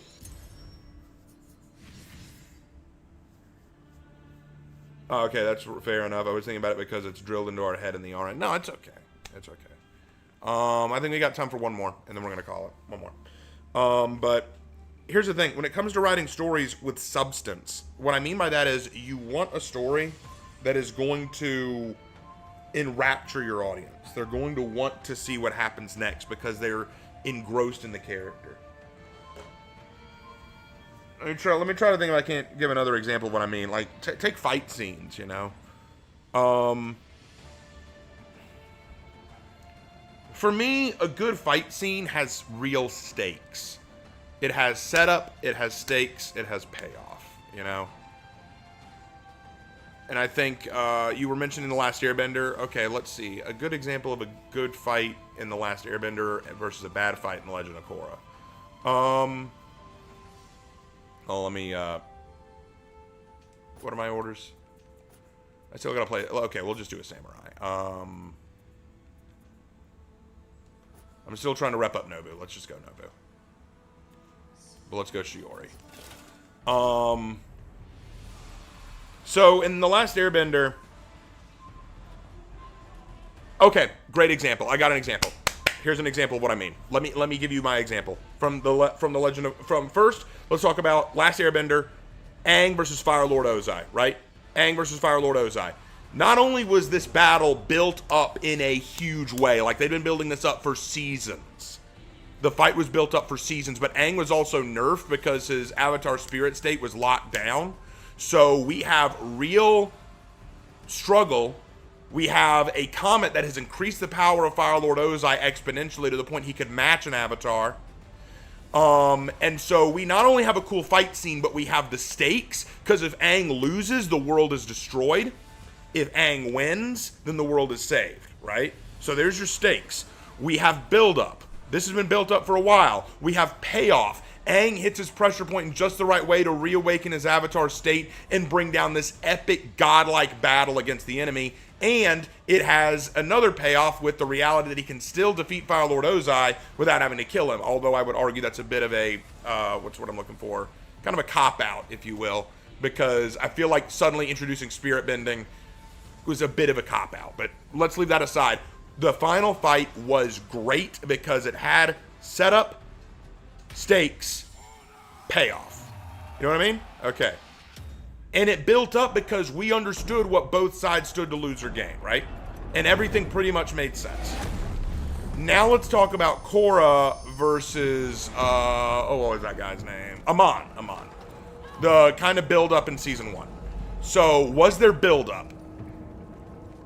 Kind of, yeah, because we knew that Korra was probably going to have to face off with this guy. But I don't really see the stakes either. The stakes were not raised very high, in my opinion, for this fight. Just because, let's say that Amon won. Like, right, let's say that Amon won. Does that mean that the world is going to end? Does that mean that Republic City now goes to the Equalists? I have a hard time thinking that all the other nations would just allow that to happen. They would see a dude who could actually take away your bending as a real threat. I feel like they would rise up and do something about it. So the stakes are not as high as one would think. The build-up was not as grand as one would think. And then the payoff was so weak because turns out that Amon was just a bloodbender. How he learned to bloodbend is down to a bloodline trait, which that was never established in Avatar: The Last Airbender that was a thing. How bloodbending can take away bending was never properly explained. That doesn't make a lick of sense. The fact that it is bloodbending and Katara couldn't reverse it given that she was a bloodbender doesn't make any sense. That also wasn't properly explained. And then the fact that even though he had locked Korra's bending, she somehow was able to airbend, even though she'd done so little airbending training, was all not properly explained. The setup was poor, the stakes were low, the payoff was shit. But people still say it's good. See, you need to, one of the things that I think people do too often is they rush to the fight scene without establishing what's supposed to be strong about the fight scene, what's supposed to make it good. Why do we care so much about the fight between Obi-Wan and Anakin, or Darth Vader and Luke, or Harry Potter and Voldemort, because there is clear stakes, payoff. Like, I'm not gonna lie, guys, I feel like sometimes we underestimate how important it is to set up the fight before you show it.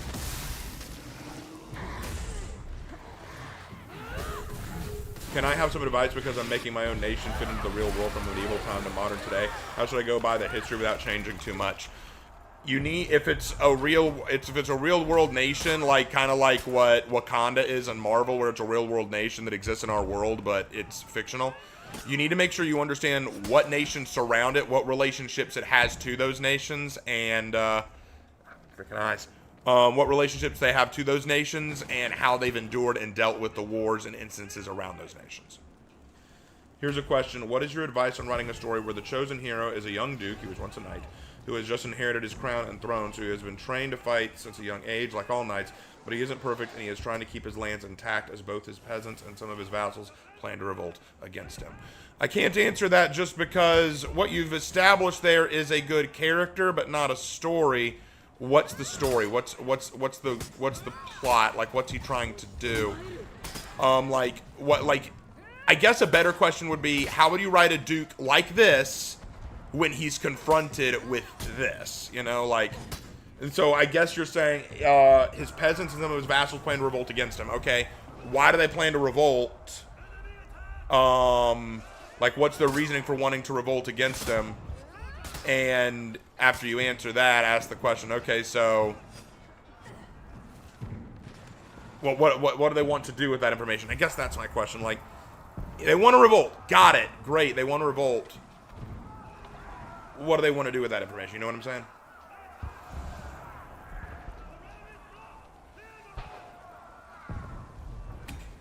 That sounds like ass Raven. That's straight fucking ass. What does? You mean the fight between Korra and Amon? Yeah, it's terrible. I hate so much of what Korra is. So much of the Legend of Korra is so badly written.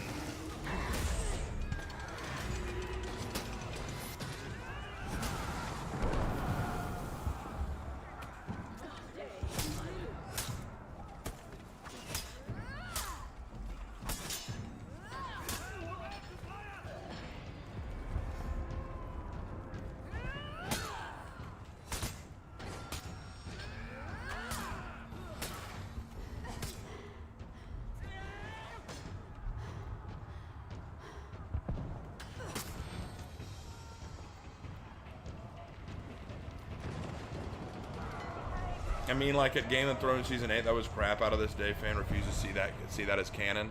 Yep, I've heard about that. I don't know enough about Game of Thrones to really speak on that.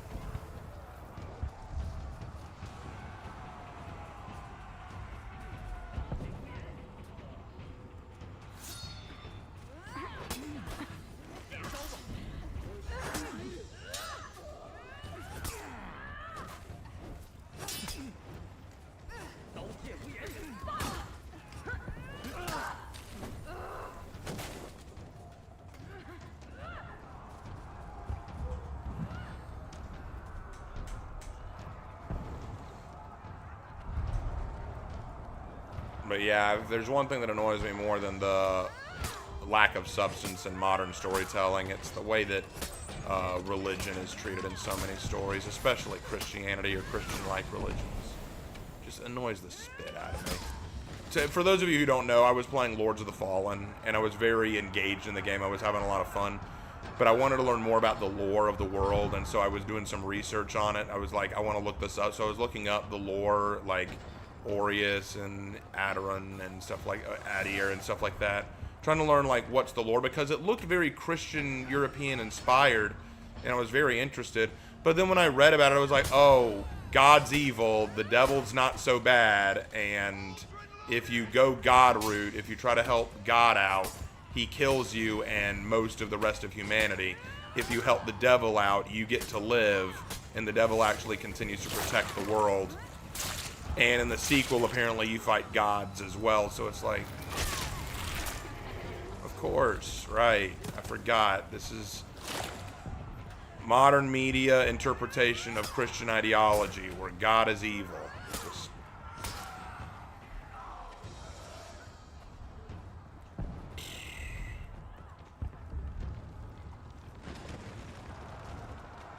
So irritating.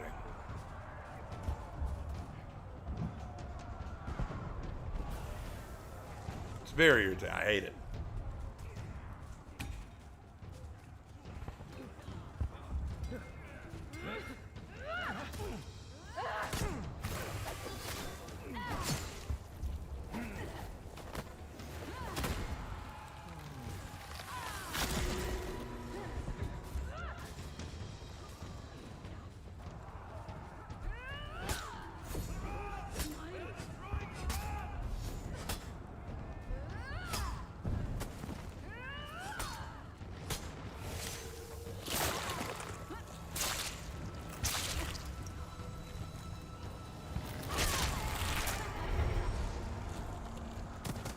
Striker is someone who doesn't believe in any religion. I think that what some people games do is disrespectful and plain hate speech. I think the problem I have is the hypocrisy. It will always fascinate me when people just treat a religion or a faith as evil. Not even that it's just false, but that it's evil. Where God is evil, Satan is good, you know, that kind of thing. And then treat all of the followers like they're ignorant idiots. And it's like, you realize that it is not nearly that simple. It is not nearly that cut and dry. And I feel like it's just regurgitating modern media shit. I never did understand why Christianity is so twisted, yet the Bible says it's so simple to understand why people do what they do. You never understood why Christianity was so twisted. What's twisted about it? Maybe he's saying that black people are twisted.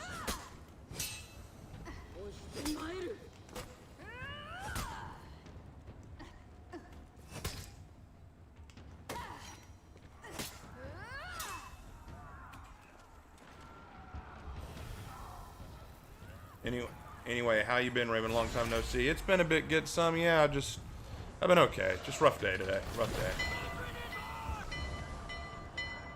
Unfortunately, all roots are bad in Lord of the Fallen. The Inferno ending is the only one where your character survives, though I'd say that being turned into a demon general is a fate worse than death. It's what they wanted to push, apparently, because demonhood is okay. I mean, why people twist Christianity? Because they don't want to, because the real Christianity bothers them. Literally, I heard a reverend online say, not all of the Bible is God-breathed. And I said, how can you say that with a straight face and call yourself a reverend? You know? And I talked to my dad about it. My dad said it better than anyone else. He said the quiet part out loud. There are so many priests and pastors and reverends who want to, you know, codify and change the Bible because some of it upsets them or they don't like what it has to say. And I'm like, are you kidding me?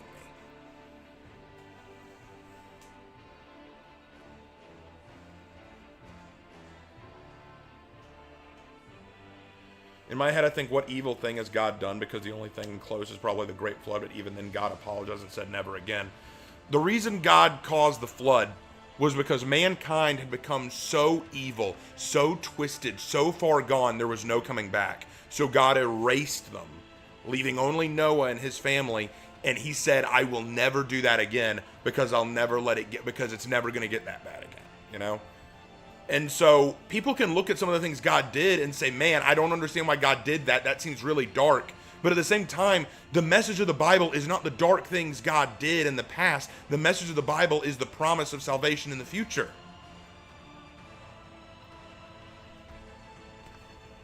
I don't know.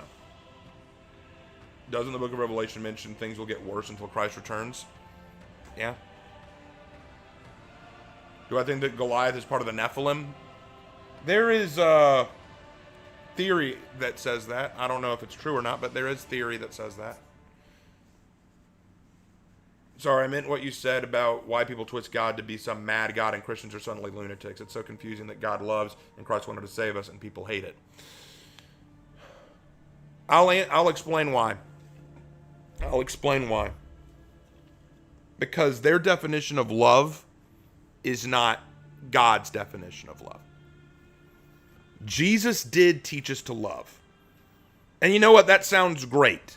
That sounds wonderful. Love is a beautiful thing. We should love. But the definition of love for a lot of people is not what God intended love to be. Love to a lot of people is coexistence, acceptance, tolerance. I love you, so I'm going to let you do bad things. I love you, so I'm going to let you do things I know are bad for you or bad for others. That's not love. See, God loved us so much that he first gave us the law, which was supposed to teach us how to live in a moral society. You know, don't kill, don't steal, don't be greedy, don't sleep with other people's wives or husbands. You know, live morally, live according to the word and the will of God. That's the first thing he gave. This is the law. You abide by the law, you abide in me, I will bless you. Then he gave Jesus, because he knew we couldn't live by that law. He knew we couldn't do it. He knew it was impossible. So he gave us Jesus, who would die on the cross and be the sacrifice, so that because we're imperfect, we can still reach salvation. But God still wants us to live by this rule, by the law. And there are so many people today, especially, who can't stand that. They can't stand that there are rules, that there's a God above who will be the ultimate judge. They can't stand the idea that someone is going to look at them at the end of all things and say, you were not a good person. Because I've got news, we're all bad people. We've all done bad things. We've all made mistakes. We've all screwed up. We've all hurt somebody or hurt ourselves, and we're answerable to that. But no one wants to admit that they're answerable to that, so it's better for them to say, no, there is no God. But hold on. There are a lot of people out there who say there's no God who are very insufferable. So how do we adjust that? Well, better yet, let's go the extra mile. Let's say God is actually evil. Because if we say God is evil and Christianity is false because they follow an evil God, then that makes us feel better because we don't have to be answerable to an evil God. Why would I want to be answerable to an evil God? They feel like they're the underdogs in their own fantasy story. They feel like they're the Luke Skywalker going up against the Palpatine, right? Palpatine's the big, bad, evil God. I'm Luke Skywalker. I'm going to stand up to you. You may be more powerful than me, but I'm not answerable to you. I defy you. I reject you. I don't have to follow anything that you tell me to do. But morally speaking, that's not how this works. See, here's the thing. Here's the thing that people don't realize. And I'm probably going to do a whole Bible study on this at some point. Morality is not just being nice to each other. Morality isn't just being nice. Here's a thought. Consider this. Y'all know the 7 deadly sins? You could probably list them better than I could. You know, pride, sloth, wrath, greed, lust, gluttony. I'm always missing one. Which one am I missing? Pride, wrath, sloth, greed, gluttony, lust. Did you mention wrath? I think I said wrath. Pride, wrath, sloth, greed, gluttony, lust.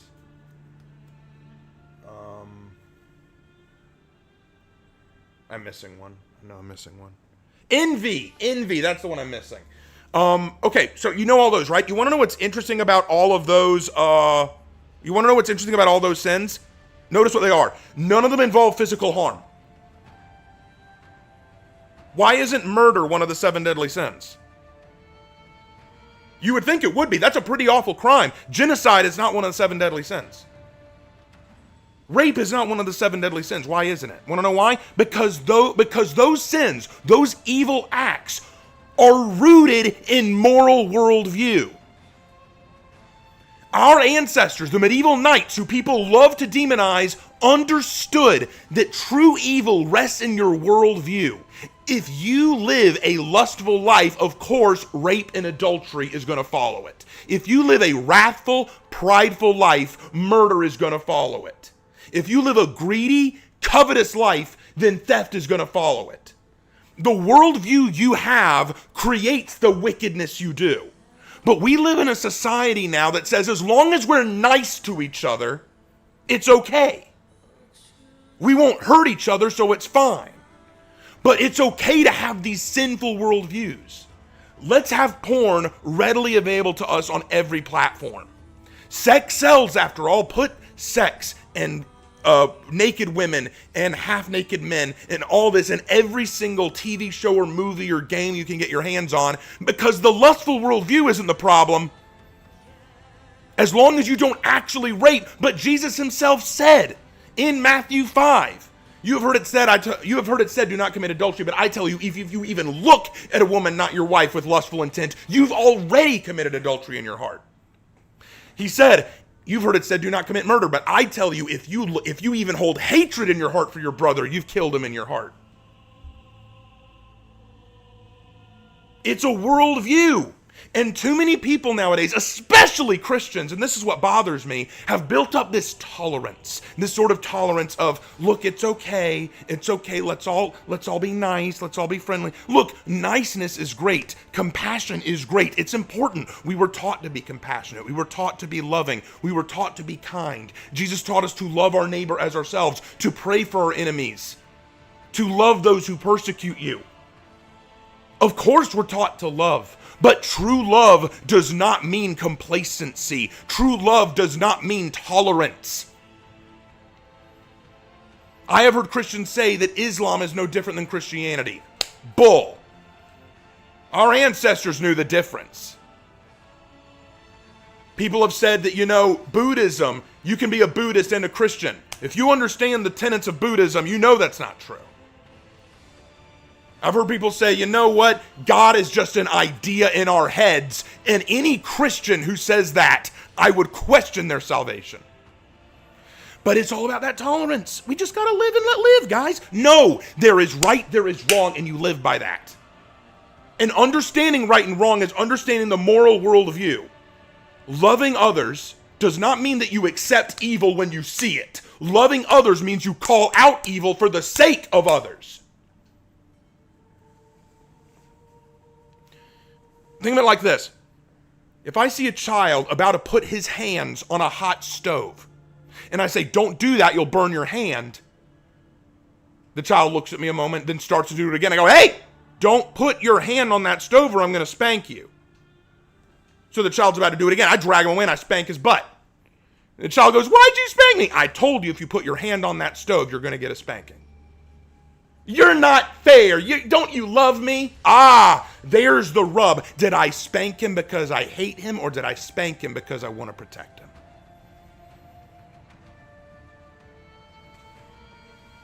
Love is not tolerating wrong.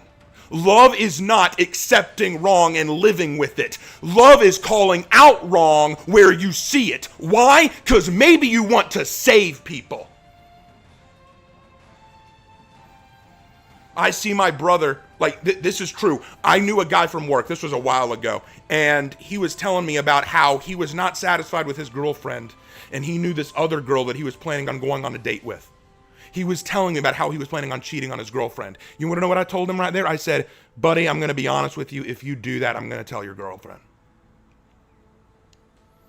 And he said, come on, dude, we're bros. And I'm like, yeah, we are, and as your brother, I got to tell you, you can't do that.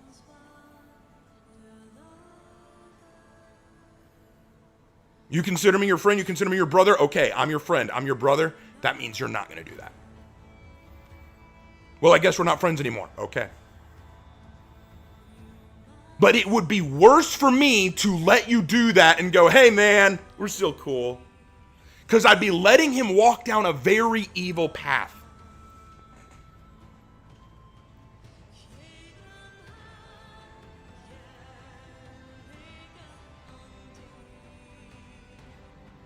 The truth is, Christianity at its heart is about love. It's about standing up to evil. True love of God is hatred for evil. True love of others is preventing them or stopping them from doing wrong. True love of yourself means that you want to improve yourself. Loving yourself does not mean that I'm okay with all my wrong.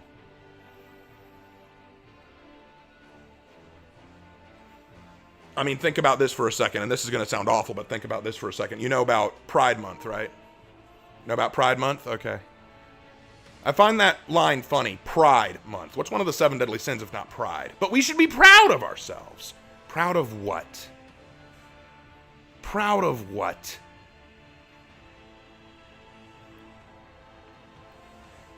There's nothing wrong with being proud of accomplishments, but just being proud of a lifestyle?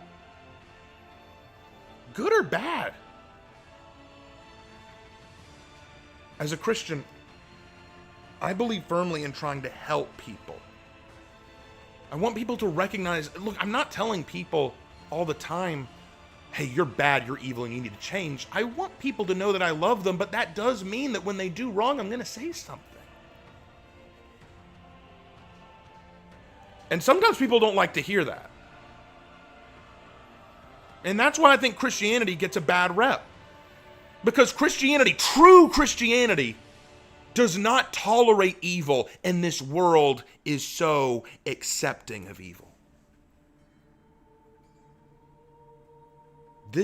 Jesus said it himself, the world hates you because if I live in you, it hated me first. The world hates me, and if you follow me, it's going to hate you. If you were with the world, they would love you. But because you're with me, the world will hate you. Why does the world hate me? Because I preach love, justice, compassion.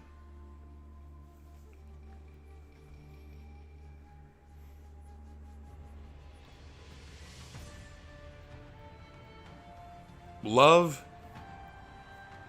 is not tolerance. And I know that I've said that a few times, but I feel like that's the big question. The question was, why does the world hate Christianity? Why does it twist Christianity? Why does it twist the God that we love? The reason it does is because it hates our God. It hates our God because God says very clearly, you're flawed. And I love you despite that, and I want to save you, but you need to walk away from your flaws. And the world doesn't want to do that. They don't want to hear that they're flawed. I'm a good person. I haven't murdered anyone. I haven't raped anyone. I haven't genocided anyone. I haven't stolen anything. I'm not a bad person. If that was true, you wouldn't be outraged.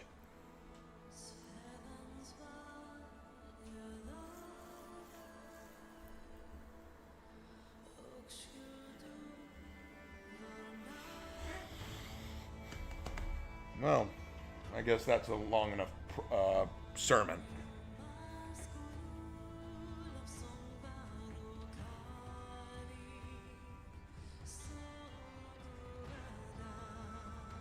One of the reasons I love knight culture so much is because I see knights as warriors who uphold God's virtues. Do they always do it? No, they don't. And there are definitely examples of knights who do wrong, because we all do wrong. But a knight is someone who swears themselves to the protection, defense, and upholding of God's people. And so that's why I love knights. That's why I've always loved knights. This hero skin that we've got right now, to me, is exemplifying that. There's so much I love about the way of knights. I did my video today on the Winged Hussars, and there's just something so powerful about the armies of Christendom rushing down in defense of a Christian city against evil and atrocity. And what's funny is that this is true. I went to go see, I saw that Extra Credits, or Extra History, made a video on the Siege of Vienna. I'd never seen it. It was a year old, but I'd never seen it, so I watched it. And they got a lot of the historical points right. But they left out certain things and twisted certain things. Like, for example, Pritzersdorf, that town outside of Vienna that the Muslims, Ottomans raided. I told you in my video, the citizens packed themselves inside a church to hide. The Ottomans told them, if you just come out and surrender yourselves, we won't kill you, we'll just take your valuables. So the civilians came out, the Ottomans immediately reneged, captured the men and executed them, and then turned the women and children into slaves. But Extra History claimed that what really happened was the people outside of Vienna had resisted and tried to fight back, and so they were killed and taken as slaves. And I say, you twisted that. You twisted that. Why did you lie? Why did you twist it? And I'll tell you why. Because tolerance. Because tolerance. We can't make the knights look too good. We can't make the Christendom of the old days look good. You know what? It may sound shocking in this world, in this time period where we like everything to be nuanced and morally gray. But there is good and evil in this world. And sometimes it pays to know the difference. There is good, there is evil. Whose side are you damn on?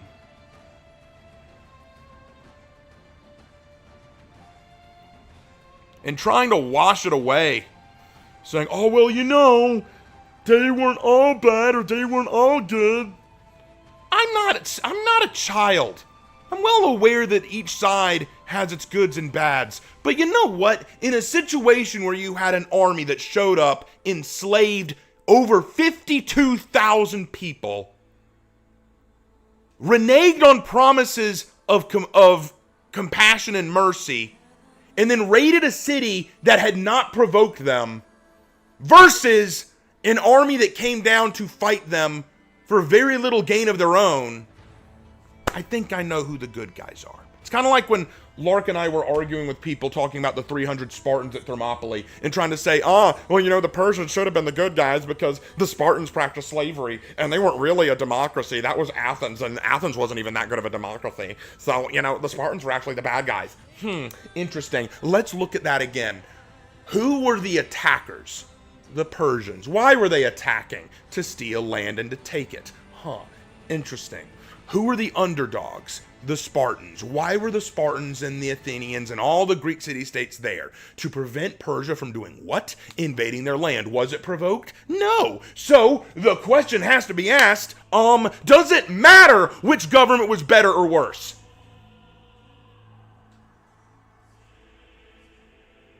And by that logic, I don't want to hear anyone argue against what the conquistadors did in Central America. Because I can guarantee you the Spanish government was a lot better off than the one that practiced human sacrifices. I'll at least give you that one. If the argument is, well, the determining factor of who's good and evil in a conflict is who has the better government, Spain was the perfectly moral good guys in that conflict then.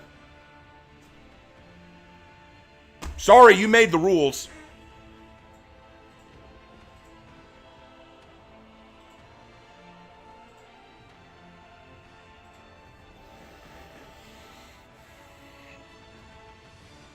And people who always tell me, this is what I'll end on this because I've been going on way too long. People tell me that Christianity is a passive religion. I've actually heard some Norse pagans tell me the reason why I can't be a Christian is because Christianity is a passive religion. And they point to Bible verses where Jesus said, if a man slaps you on the cheek, turn the other cheek so that you may let them slap the other. Or where Jesus said to Peter, if you live by the sword, you'll die by the sword. True verses. But here's the reality of it. The turning the other cheek line. That's against insults. See, in Jewish society, if you strike a person on the cheek with the back of your hand, that's an insult. It's a massive insult, and Jesus is saying, don't rise to insults. Don't let insults get the better of you. If a man insults you, turn your cheek. Turn away from him. Don't worry about it. And then the living by the sword. Peter had pulled his sword to strike a Roman soldier who had come to arrest Jesus. And he cut off the soldier's ear. And Jesus stopped him and basically said, hey, stop it. If you live by the sword, you'll die by it. Which means, don't live your life for violence's sake. If you answer all your problems with violence, then you'll meet violent ends. That's what he's saying. If you try to solve this problem with violence, then you're just going to meet a violent end. But you know what Jesus also said? He said, if you have 2 cloaks, sell one and buy a sword. He knew there would be conflict. Take David. King David was a warrior king, but he was also called a man after God's own heart. Joshua was a warrior. Joshua was a warrior who led the armies of Israel into the promised land and defeated several nations in his wake. You want to know the scary thing about Joshua? It's the same name as Jesus. In Greek, both names are Iesus. Joshua and Jesus are practically the same name. Shocking. When Elijah defeated the prophets of Baal in their competition, did he say, oh, let them go? No, he said, kill them! There is evil and there is good. There is wrong and there is right.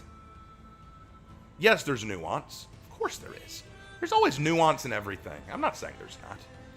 And sometimes doing the right thing leads to negative consequences. Sometimes doing the wrong thing will lead to a positive consequence. It's kind of funny. Lark and I were playing Old Republic, and there are moments where Lark and I want to choose the dark side option because we think it's the better option. We think that there are cases where we think the light side option is just not a good or just option. So I'm not saying there's not nuance in this world, but at the same time, there is good and there is evil, and I think most of the time it's pretty clear. If you have Christ in your heart, if you have a moral foundation in God, you can usually see when something's right or wrong.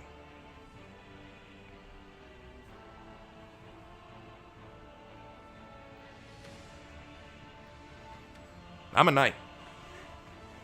I stand by it. But this little sermon has gone on way longer than I thought. I've been talking too much, so I'm gonna go ahead and call it there. Thank you so much for watching me today. Really appreciate y'all joining me. I